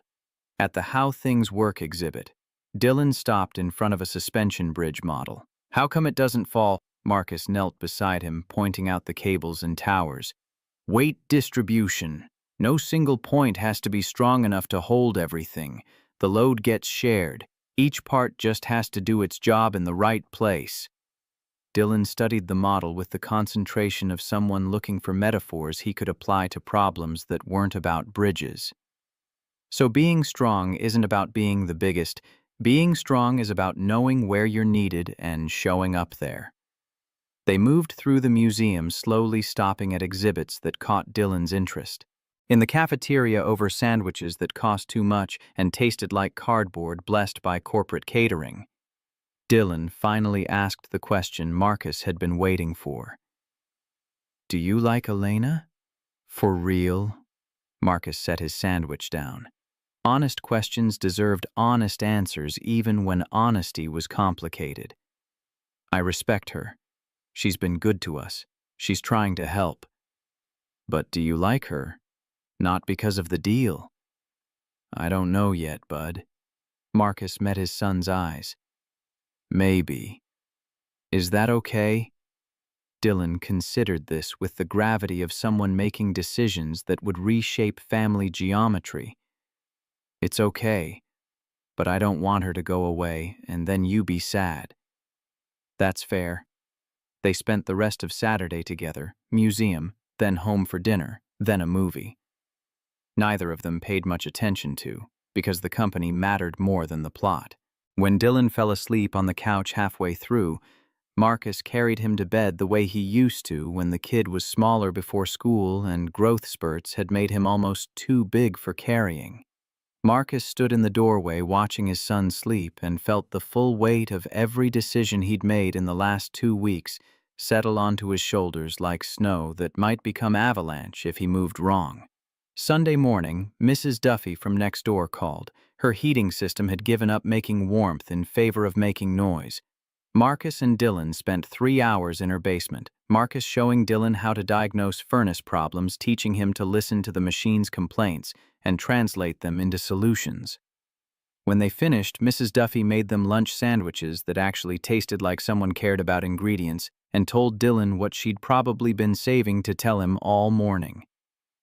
"Your dad has a gift, young man. He fixes things people don't even know are broken." Dylan looked at Marcus differently after that. Not fixed exactly, but less broken than yesterday. Progress measured in small degrees. "Can Elena come to my science fair next Friday?" The question came out of nowhere, or maybe from everywhere, the way kids process information in private before announcing conclusions in public. Marcus set his coffee down. "Why?" "She explained fractions better than my teacher. Maybe she's good at science, too." Something in Marcus's chest unclenched. If Dylan wanted Elena there, if he was ready to see her as someone other than the reason his dad was in the news, then maybe the damage wasn't permanent. Maybe they were building something that could survive scrutiny. "I'll ask her." Monday morning, Rachel's investigation bore fruit that tasted like vindication. The private investigator had interviewed the paralegal who'd filed the CPS report, a junior associate who cracked under the pressure of potentially losing his license. He confirmed Graham Sterling had personally directed the filing, provided the details, and paid for the service through a shell LLC. Rachel laid it all out in Elena's office documents, recordings, testimony sworn under oath. "We have him, but we still need the confrontation. Get him on record either admitting it or lying in a way we can prove false." "Thursday," Elena said. "Investor conference. He'll be there to make noise about the Tanaka situation. We corner him at the loading dock exit." "You're sure about confronting him directly? We could route this through legal channels. Let the ethics committees handle it." Elena's expression carried the particular steel of someone who'd stopped asking permission to stand up. "I want him to see my face when he realizes what he's done to an 8-year-old boy. That's not something I'm delegating." Tuesday brought the CPS follow-up visit. Angela Ruiz returned with a supervisor standard procedure when anonymous reports continued beyond initial investigation. They asked about media attention, about Dylan's emotional state, about whether the increased scrutiny was affecting home stability. Dylan answered honestly. Yes, some kids at school had questions. Yes, it was uncomfortable. But Dad had explained things. Dad was handling it. Dad made him feel safe. Angela made notes with the efficient sympathy of someone who'd seen worse situations masquerade as better ones, and better situations camouflaged by poverty that looked like neglect. She saw through the surface here. Saw a kid who was loved, a father who was present, a home that functioned even under pressure. Mr. Hayes, we're closing this case. Everything checks out, but I recommend establishing a media protection plan, legal language preventing interviews, photo publication, anything that could compromise Dylan's privacy. Marcus nodded. Elena's legal team is already drafting it. The supervisor made a final note. Whoever filed that initial report wasted our time. But for what it's worth, she looked directly at Marcus. You're doing something right. After they left, Marcus called Elena. CPS closed the case. He could hear the relief in her voice even through the phone's compression. That's good. That's really good. Dylan wants you at his science fair Friday. A pause. Then, really, don't read too much into it. He just thinks you're good at math. She laughed, and the sound carried warmth that had nothing to do with their arrangement. I'll be there. Wednesday night, the charity dinner Dylan insisted on attending. Not because he wanted to be seen, but because, as he explained with the logic of someone who'd thought it through if people were going to talk about him. Anyway, they might as well see that he was fine. Marcus wasn't sure about the wisdom of bringing an 8-year-old into the line of fire, but Elena backed Dylan's reasoning. He's right, and we'll have security. No photographer gets close enough for clear shots. The Riverside Convention Center wore its fundraising best chandeliers and champagne speeches about education equity delivered by people who'd never worried about tuition. Marcus wore the same borrowed suit. Elena had offered to have one tailored for him, but he'd declined. Not pride, just a recognition that borrowed was honest, and honest mattered more than perfect fit. Dylan wore a button-down shirt Sarah had pressed within an inch of its life hair combed into submission, carrying himself with the careful dignity of someone who'd decided that being brave looked better than being scared. They made it through dinner without incident. Dylan was polite to the adults at their table, answered questions about school with the bare minimum required by courtesy, ate his chicken with the focus of someone completing an assignment, rather than enjoying a meal. But when they walked out at 9 p.m., the van was waiting. Marcus saw its first black vehicle idling in the loading zone side door, already sliding open, photographers spilling out like they'd been compressed and suddenly released. 8 of them, maybe 10 cameras up and aimed before anyone could react. They weren't shooting the building or the crowd. They were shooting Dylan. Kid over here. Dylan, smile for us.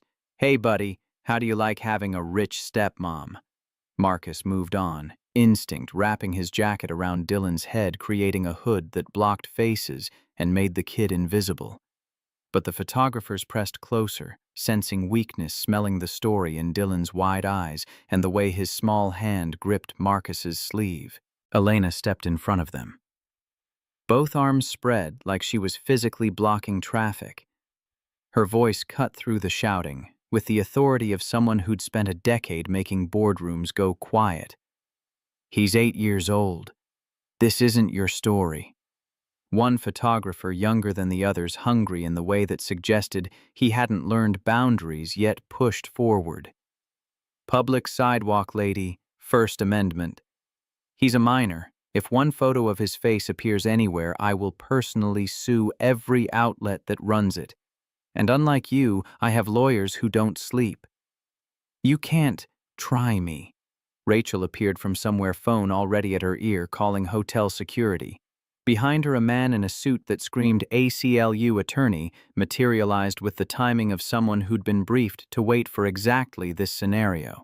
The cameras hesitated. Legal threats had a way of making opportunistic photographers calculate risk versus reward, but they'd already taken shots. The damage might already be traveling through fiber optic cables toward editorial desks that wouldn't care about 8-year-olds if the image drove traffic.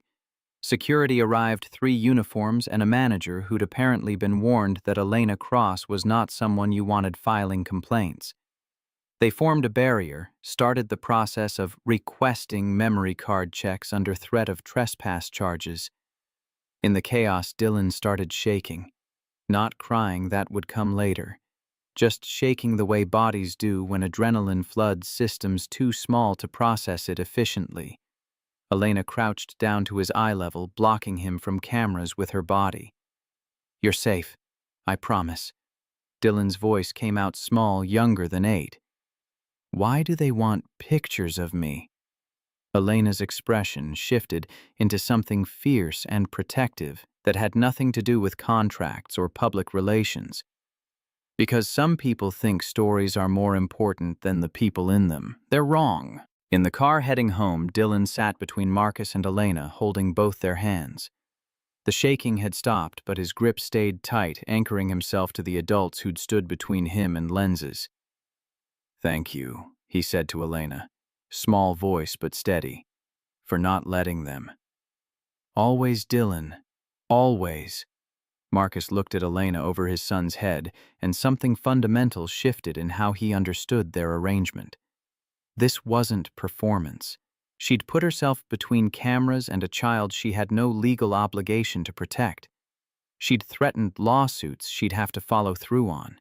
She'd made herself a target to keep Dylan safe. That wasn't something you could write into contracts. That was something else entirely. Back at the apartment after Dylan fell asleep, still wearing his dress clothes because he was too exhausted to change Marcus. And Elena sat in the kitchen drinking coffee. Neither of them wanted. "I'm sorry," Elena said. "You didn't hire those photographers. But I created the situation that made him a target." Marcus shook his head. "Graham created the situation. You just offered me a way to fight back. There's a difference." Silence settled between them, comfortable in ways it hadn't been 2 weeks ago. Finally, Elena spoke again, voice careful. "Tomorrow I'm confronting Graham. Loading dock 6 p.m. I wanted you to know." "Where?" "Waterfront Hotel." "But Marcus, I don't want you there. This could get ugly, and I need you focused on Dylan." He heard what she wasn't saying, that she was trying to protect him the way she'd protected his son, that she thought fighting this battle alone would somehow keep him clean of the mess. "I'll think about it," he said, which they both knew meant he'd already decided, but wasn't ready to argue about it yet. Thursday morning, Marcus called in sick to Crosstech, dropped Dylan at school with extra instructions for the front office about photo permissions, and spent the day trying to decide if showing up at a confrontation he'd been told to avoid made him supportive or stupid. By 5:30 p.m., he was sitting in his truck in the Waterfront Hotel parking lot, watching the loading dock from a distance that gave him plausible deniability. He told himself he was just making sure Elena was safe, that he'd leave if everything looked fine, that he wasn't actually planning to insert himself into a situation she'd specifically asked him to stay out of. At 5:55, Elena and Rachel appeared near the dock, tucked into shadows deep enough to hide intentions. Rachel held her phone like a weapon, recording light, blinking ready. At 6:02, Graham Sterling emerged from the service entrance, tie-loosened phone already at his ear. He looked like a man who'd just finished winning an argument and was ready to win the next one. Elena stepped into his path. Graham's expression cycled through surprise, annoyance, calculation. "Elena, unusual venue. I wanted somewhere without witnesses who'd lie for you." He laughed, the sound carrying all the confidence of someone who'd never actually faced consequences. "If this is about the media coverage, it's about you weaponizing Child Protective Services against an 8-year-old.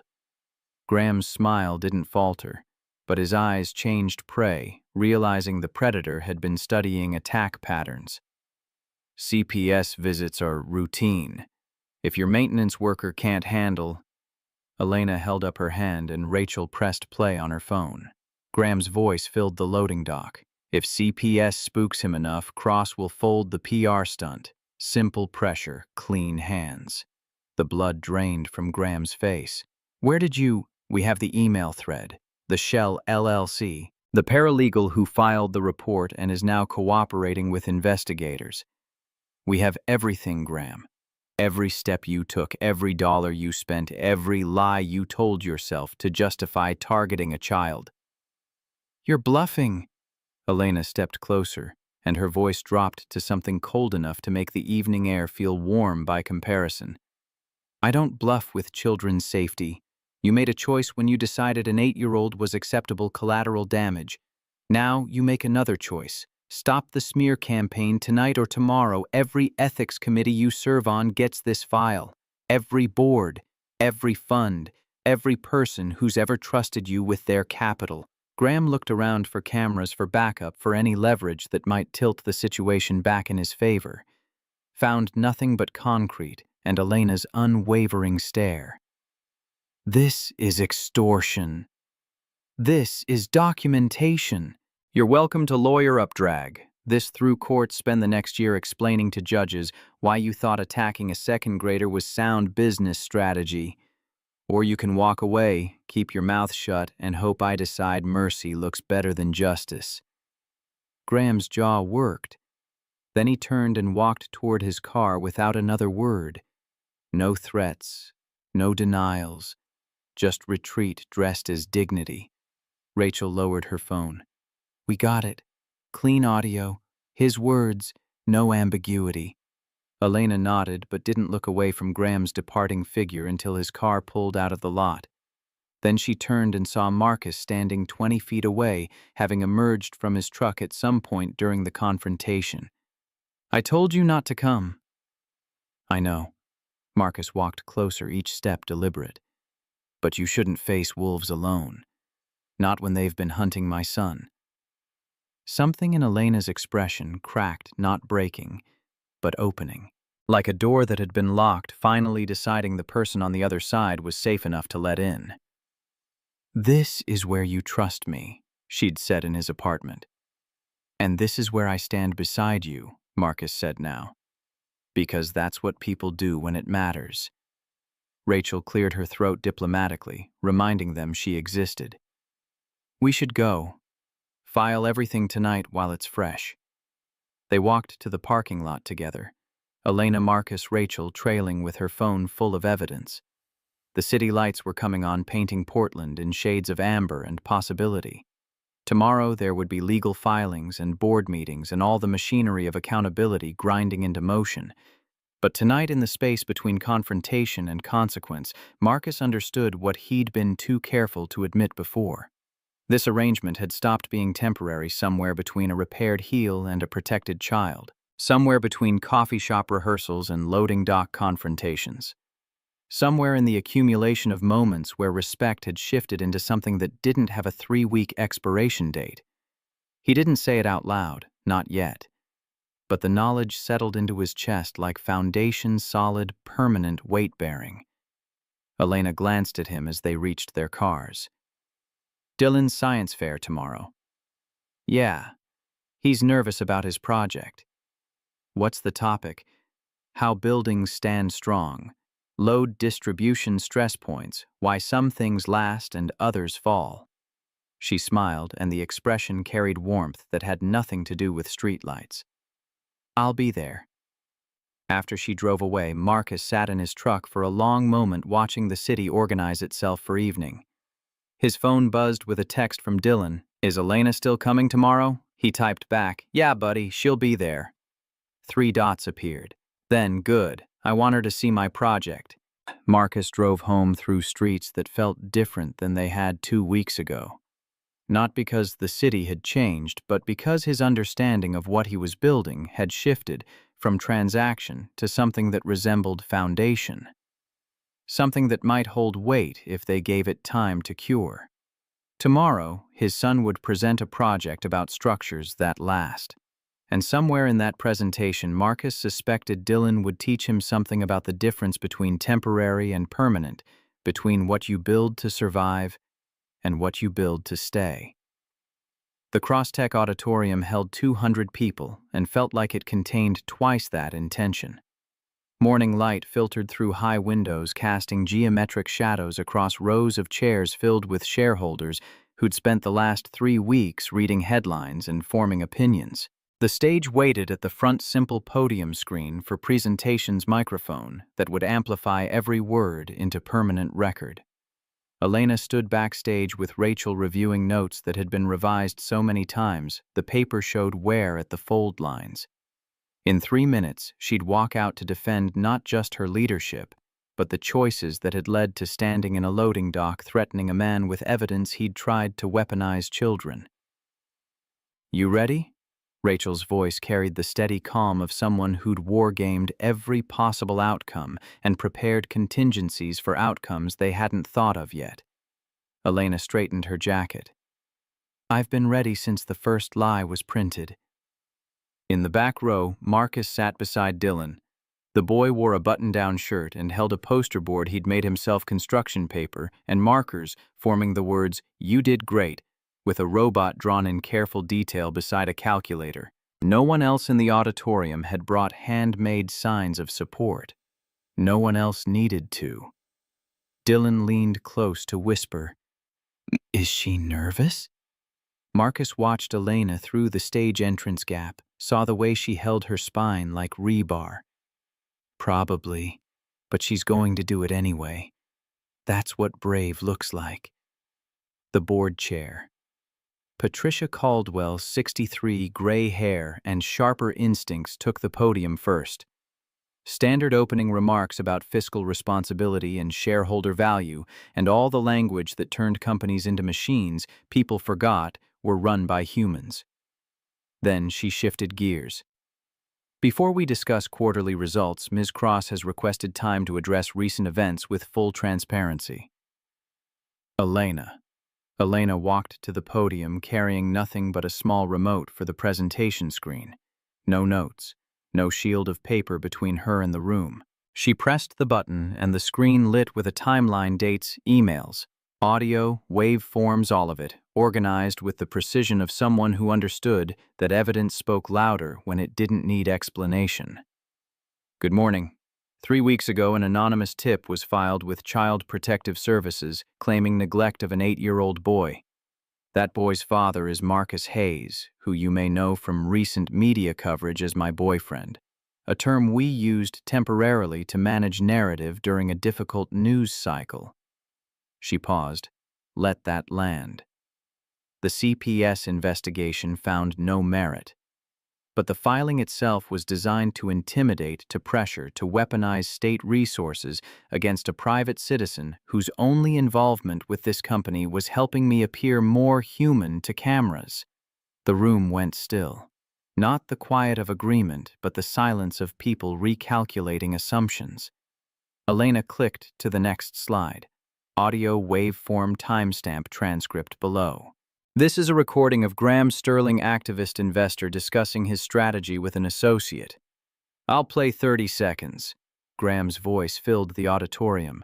"If CPS spooks him enough, Cross will fold the PR stunt. Simple pressure, clean hands. I don't care about the kid. I care about removing her emotional leverage." Someone in the third row gasped. Others leaned forward, faces hardening with the particular anger reserved for people who'd just discovered someone they'd trusted with capital had no moral floor. "The Ethics Committee has complete documentation," Elena continued, voice level as a construction grade. "Email trails, financial transactions, sworn testimony from the paralegal who filed the false report. Mr. Sterling is under review by multiple boards. This company will not tolerate, will not reward tactics that endanger children to gain leverage in business disputes." Graham Sterling stood from his seat in the second row, face red in a way that suggested blood pressure and fury were negotiating terms. "This is character assassination. You can't prove—" Patricia Caldwell's voice cut through like a gavel. "Mr. Sterling, please sit down. We'll address your concerns in executive session." Graham looked around for allies, found none, and walked out. The door closed behind him with the finality of chapters ending. Elena waited until the room settled, then clicked to financial slides. Revenue charts. Growth projections. The Tanaka partnership signed, sealed, currently breaking ground with corrected structural plans that would save millions in future liability. She walked through numbers with the competence that had built this company before anyone questioned whether she had the spine for leadership. During Q&A, an investor 5 rows back raised his hand. "Ms. Cross-regarding your relationship with Marcus Hayes, was any of it genuine, or was this purely crisis management theater? Elena didn't hesitate. Mr. Hayes and I entered a temporary arrangement to manage media narrative.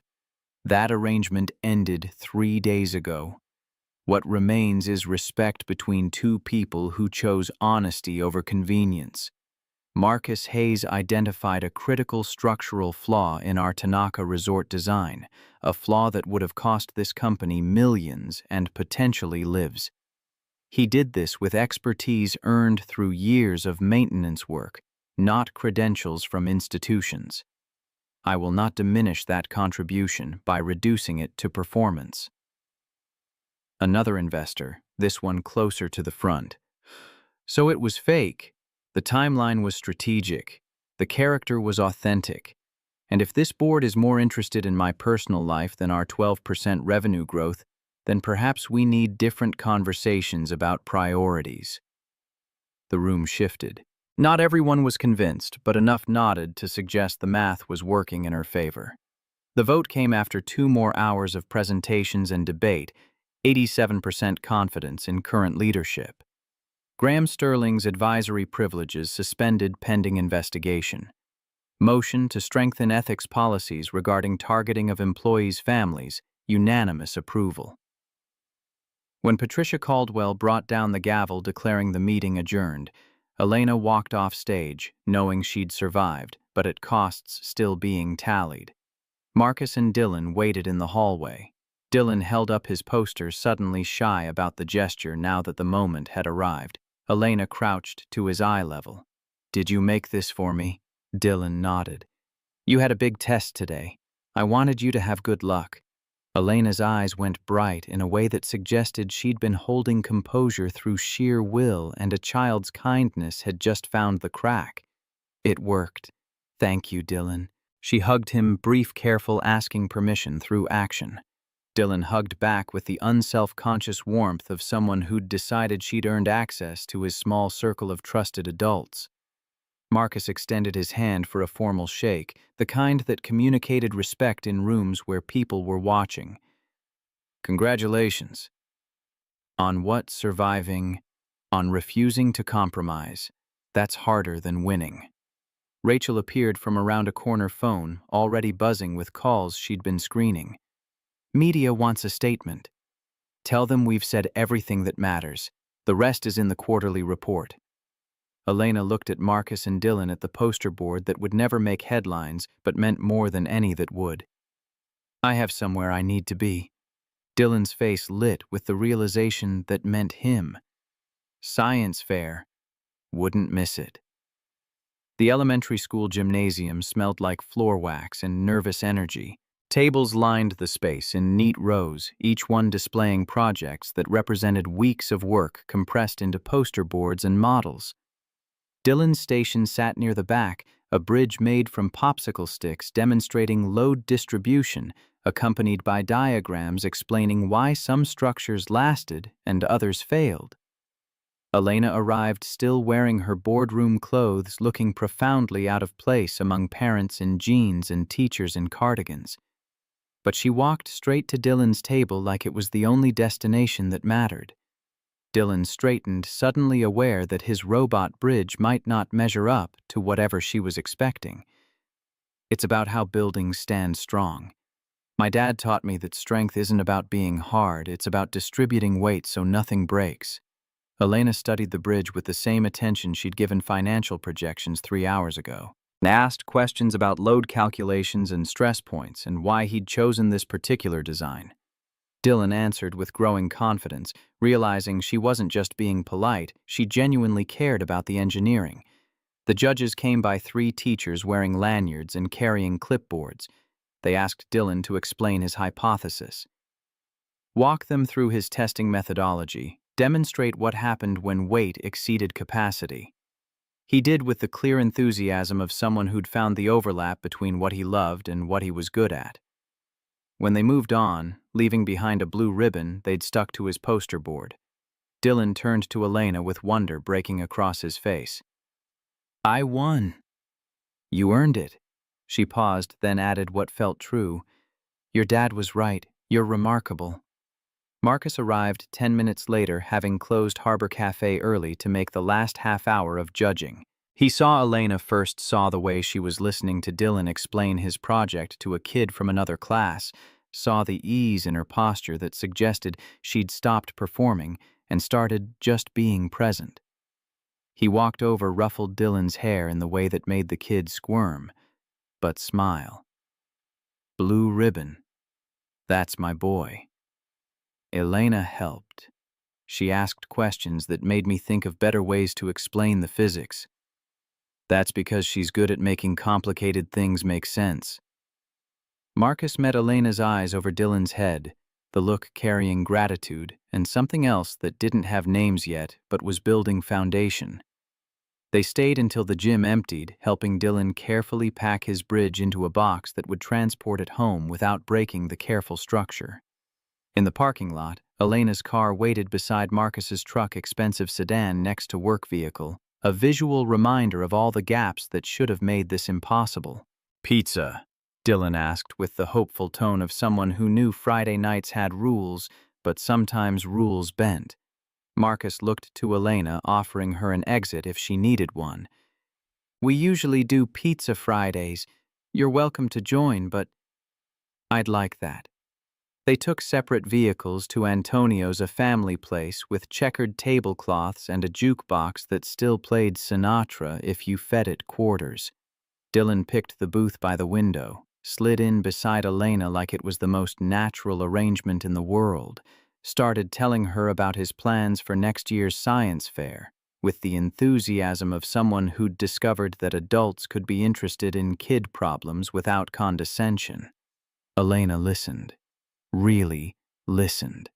Asked follow-up questions about whether he'd considered testing different materials, whether load distribution principles applied to other structures, whether maybe they could visit a construction site sometime to see engineering in real scale. Marcus watched them over his pizza slice and felt something settle that had been loose since Jennifer left, the fear that Dylan would grow up missing half his foundation. Elena wasn't trying to be Dylan's mother. She was just showing up, being present, treating his kid like he mattered beyond being leverage or optics. That was worth more than contracts or salary bumps or any of the transactional benefits this arrangement had started with. After dinner in the parking lot, Dylan hugged Elena goodnight like it was routine. She hugged back, promised to let him know if she found any good construction sites worth visiting. Then she turned to Marcus with an expression that suggested she had things to say, but wasn't sure if a grocery store parking lot was the venue. Walk me to my car. Dylan climbed into the truck, already pulling out his tablet for the drive home.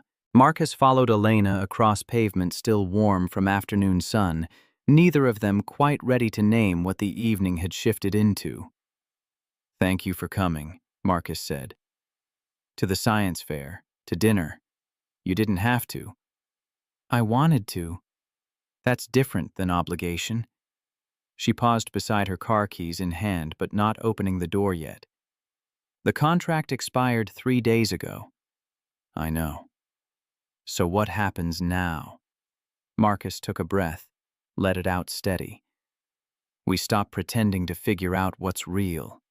Elena's smile carried relief and nerves in equal measure. That sounds terrifying. Most things worth doing are. They didn't kiss, didn't make promises about next steps or define what they were becoming. Just agreed to dinner next week. Just the two of them. No cameras, no crisis, no 8-year-old chaperone, and see where honesty took them when performance ended. Marcus drove Dylan home through streets lit by stores closing and restaurants opening, the city shifting between versions of itself. Dylan fell asleep in the passenger seat, ribbon still clutched in one hand, a kid who'd won something and knew it.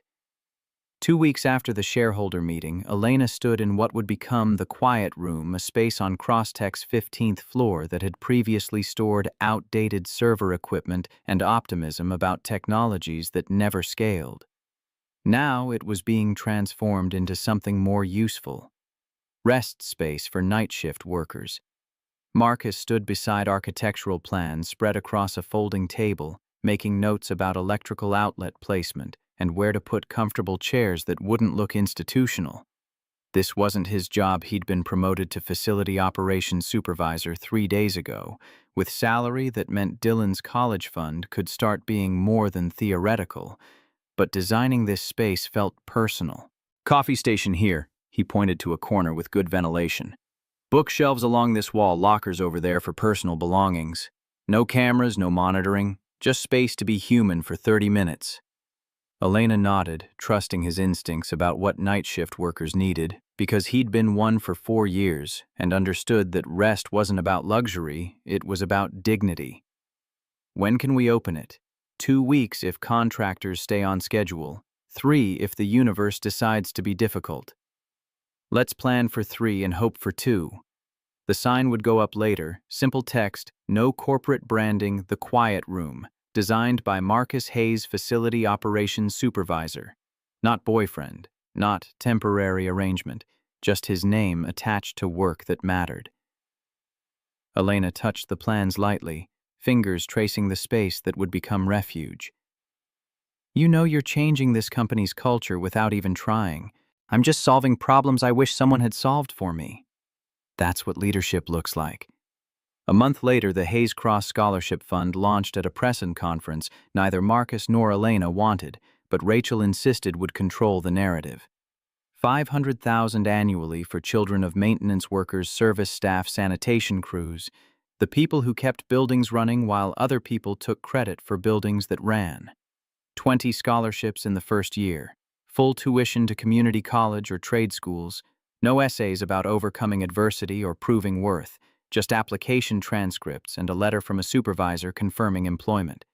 The first recipient spoke at the podium, Ashley Martinez, 17, daughter of a woman who'd cleaned office buildings downtown for 12 years while raising 3 kids alone. Her voice shook, but held. My mom always told me work is work, no shame in it, but college felt impossible until this. Now I can study engineering, build things that last, maybe design the buildings Mom will clean and know they're built right. Marcus sat in the front row, Dylan beside him, both of them understanding that this was what money looked like when it stopped being power and started being access. Elena stood at the back, avoiding the spotlight, letting the recipients own the moment. Afterward, Dylan tugged Marcus's sleeve. Could that be me later? That is you, just in different timing. Graham Sterling's name appeared in trades less frequently as autumn turned toward winter, suspended from 3 boards. Ethics investigations concluded with findings of misconduct but no criminal charges. The evidence was circumstantial enough that prosecutors declined to pursue it, but concrete enough that reputation became rubble. He resigned from all positions, moved back to New York, became the cautionary tale people referenced when discussing the difference between aggressive investing and using children as ammunition. Elena didn't celebrate his exile. Victory without satisfaction.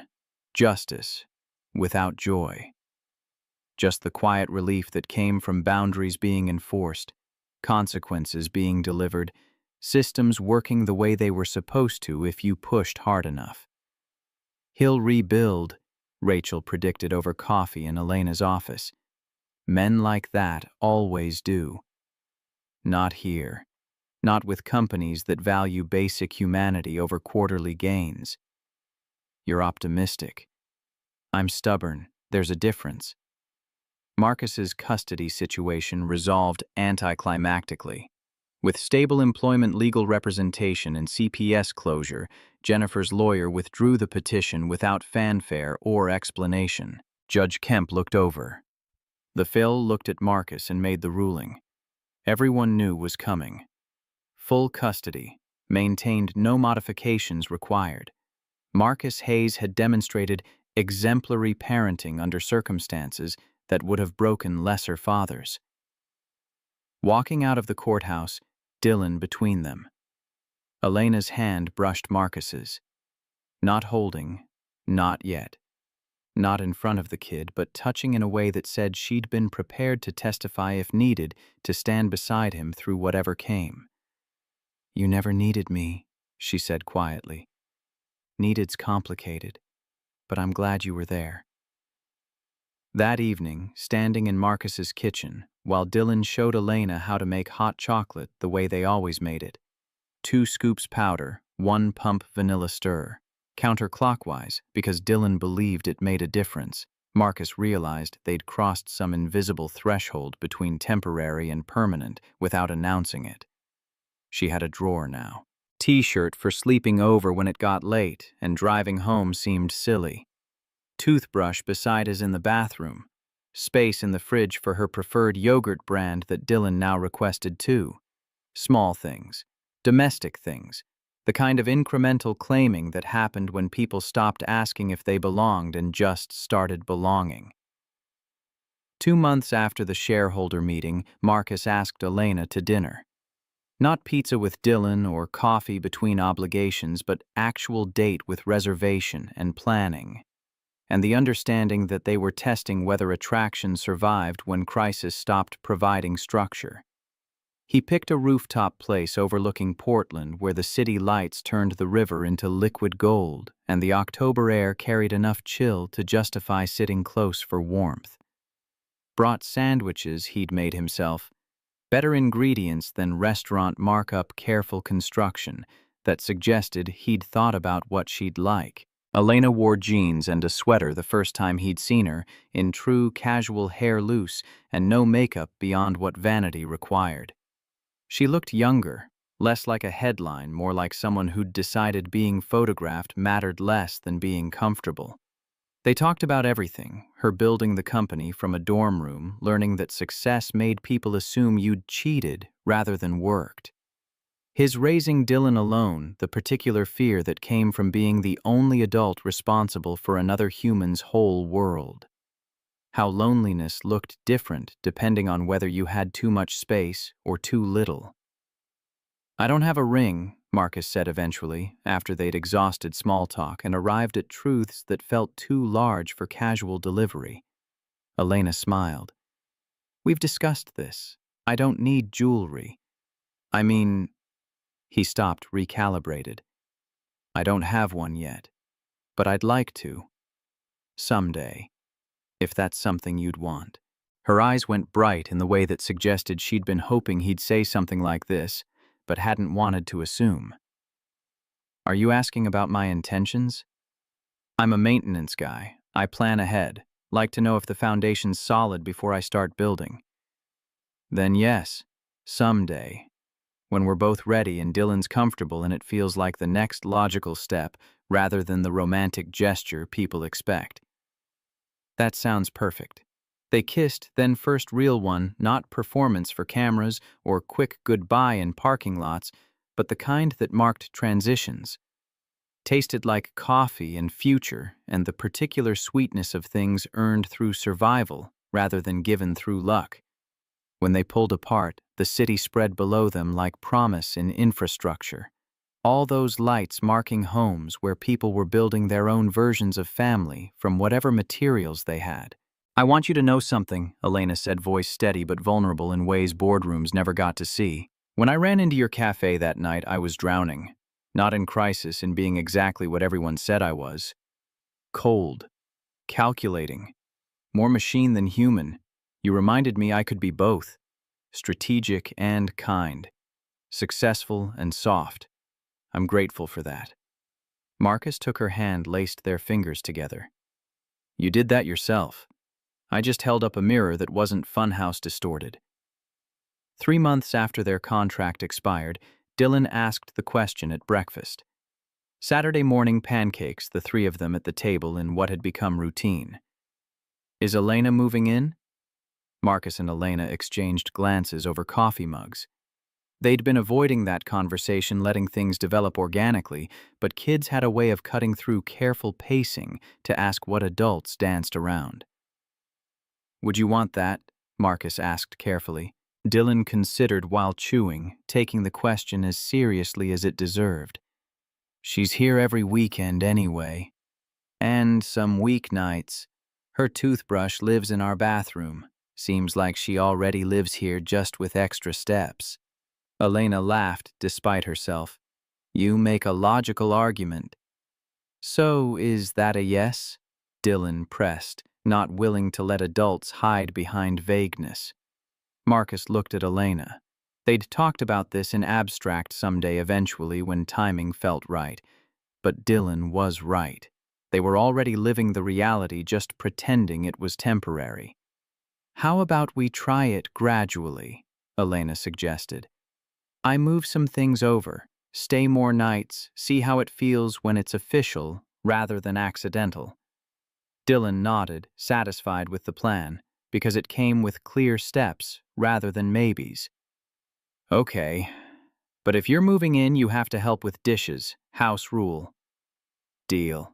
They shook on it, 8-year-old and billionaire CEO negotiating terms of domestic cohabitation like it was merger paperwork. Marcus watched them and felt the last piece of fear he'd been carrying since Jennifer left, that Dylan would grow up with half a foundation settle into something like peace. 6 months after Elena crashed into Harbor Cafe asking for 10 minutes, Dylan stood at the front of the cafe for community reading hour. 30 people crowded into the space. Neighbors. Teachers' night shift workers from Crosstech, Mrs. Duffy in the front row with tissues already deployed. Dylan held stapled pages, his story typed and printed with care, illustrated with drawings that showed more effort than artistic talent. He cleared his throat, looked at Marcus and Elena sitting together in the second row, and began. My story is called The Strongest Cup. It's about a man who thinks he just fixes things and a woman who thinks she just builds things, and how they learned family is what you build together. The story unfolded in Dylan's voice, stilted in places where 8-year-old vocabulary reached for concepts that needed more words, but honest in ways that professional writing often lost. He told about a rainy night and a door that opened like permission. About a coffee tray that became shield because good people don't need armor if they have purpose. About a heel repaired by hands that knew the difference between price and value. He told about a boy whose math got better when noise got softer. About adults who decided truth doesn't need fireworks, only light. About how the strongest things aren't the ones that never break, they're the ones you hold together. When Dylan reached the last paragraph, his voice steadied into something that sounded older than his years. The strongest cup isn't the one that doesn't spill. It's the one you refill together. The applause came warm and lasted longer than politeness required. Mrs. Duffy cried openly, tissues earning their keep. Marcus felt his chest tighten with the particular pride that comes from watching your child understand something true about the world and choose to share it. Elena wiped her eyes discreetly, caught between wanting to preserve composure and accepting that 8-year-olds who wrote stories about their family earned the right to make grown-ups cry. Dylan hopped off his stool, ran to Marcus, and Elena hugged them both simultaneously in a way that required awkward angles but communicated everything that mattered. Did I do good? You were brave, Marcus managed past the tightness in his throat. And honest, Elena added, voice not quite steady. That's harder than being perfect. After the reading, they walked home through evening streets where October was negotiating terms with November leaves, discussing when to let go of branches. Dylan walked between them, holding both their hands, swinging his arms in rhythm that made walking harder, but felt necessary. Can we make hot cocoa? The eternal question, the one that meant home. Always. At the apartment, bigger now, 2-bedroom upgraded to 3 when Elena's moving in became official rather than theoretical, they fell into the choreography of evening. Dylan to the shower, Marcus to the kitchen, Elena to the homework check, making sure math was done and spelling was practiced and science projects were on schedule. Later, after Dylan fell asleep, still riding the high of applause and validation, Marcus and Elena stood at the kitchen window watching the city organize itself for night. Lights coming on in windows, marking homes where other families were doing their own versions of this, the small rituals that turned houses into belonging. Remember when you asked me for 10 minutes? Marcus said, arm around her waist, her head resting on his shoulder. Best decision I made all year. You were running from cameras. I was running towards something better, just didn't know it yet. Silence settled comfortable between them, the kind that came from people who'd learned to be quiet together, without it feeling like absence. Then Elena spoke again, voice soft. Dylan asked me yesterday what I should be called. Not Ms. Cross, not Elena. Something that means family, without pretending to replace anyone. Marcus's breath caught. What did you say? That we'd figure it out together. That names matter less than showing up. That he could call me Elena until he was ready to call me something else. And what did he say? That he'd think about it. That right now Elena felt right, but maybe later it would be different. She paused. He's a smart kid. He learned from the best. They stood there as the city lights blurred into watercolor beyond their window. Two people who'd started with a contract and built something that couldn't be written into clauses or measured in weeks. Something that required faith rather than documentation. Trust instead of guarantees. In the morning, Elena would go to Crosstech and make decisions that moved money and changed trajectories. Marcus would oversee facility operations and solve problems people didn't know they had. Dylan would go to school and be 8 years old in all the complicated ways that meant. But right now in this kitchen that smelled like cocoa and quiet victory, they were just 3 people who'd figured out that family wasn't about blood or paperwork or any of the official designations society used to determine who belonged to whom. Family was showing up, was standing in front of cameras to protect someone who wasn't yours yet, was teaching a kid that strength meant distributing weight, not carrying it alone, was choosing honesty over convenience even when convenience would be so much easier. Family was 10 minutes stretched into forever, one intentional day at a time. Marcus turned from the window, Elena's hand still in his, and felt the weight of everything that had led here, the rain. The cafe, the broken heel, the custody threats, the loading dock confrontation settle into foundation. Not perfect, not without cost, but solid, weight-bearing, built to last. I love you, he said, because sometimes simple truth was the only adequate response to complicated grace. Elena smiled, the expression carrying warmth that had nothing to do with kitchen lights. I love you too. Both of you. In his room, Dylan slept with his blue ribbon pinned to the bulletin board beside his bed. A kid who'd won something and knew exactly what made victory matter. Not the prize. The people who'd shown up to watch him earn it. The city beyond their window kept moving lights marking other stories in progress. Other families building their own versions of strong from whatever materials they'd been given. Portland, in autumn. The rain thinking about starting again. The river reflecting back every choice that led to this moment. Marcus kissed Elena there in the kitchen, gentle and certain tasting, like coffee and future, and all the promises that didn't need contracts because they'd been tested under pressure and held. When they pulled apart, she was smiling in the way that suggested happiness didn't need permission to exist. It just needed people brave enough to build space for it. We started by pretending for 10 minutes, Marcus said, remembering rain and desperation and a woman who'd crashed through his door asking for help she didn't know she'd given. We ended by building forever.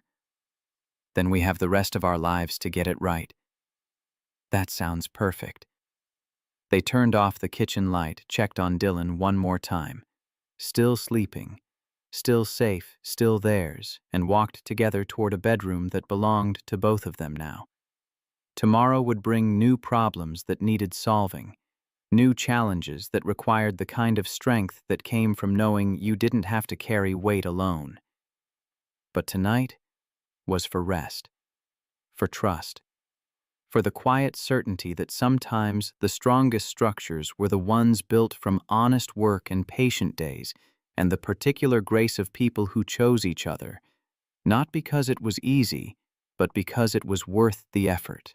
In the dark, wrapped around each other in ways that promised tomorrow and tomorrow and tomorrow after that, Marcus and Elena found the peace that came from no longer having to pretend. They'd earned this, survived this, built this from coffee beans and safety pins and the radical choice to treat people like they mattered. And in the morning, when Dylan crawled into bed between them, asking if it was Pancake Saturday, they'd say yes. Because some traditions were worth keeping and some families were worth building, and the strongest cup was always the one you held together.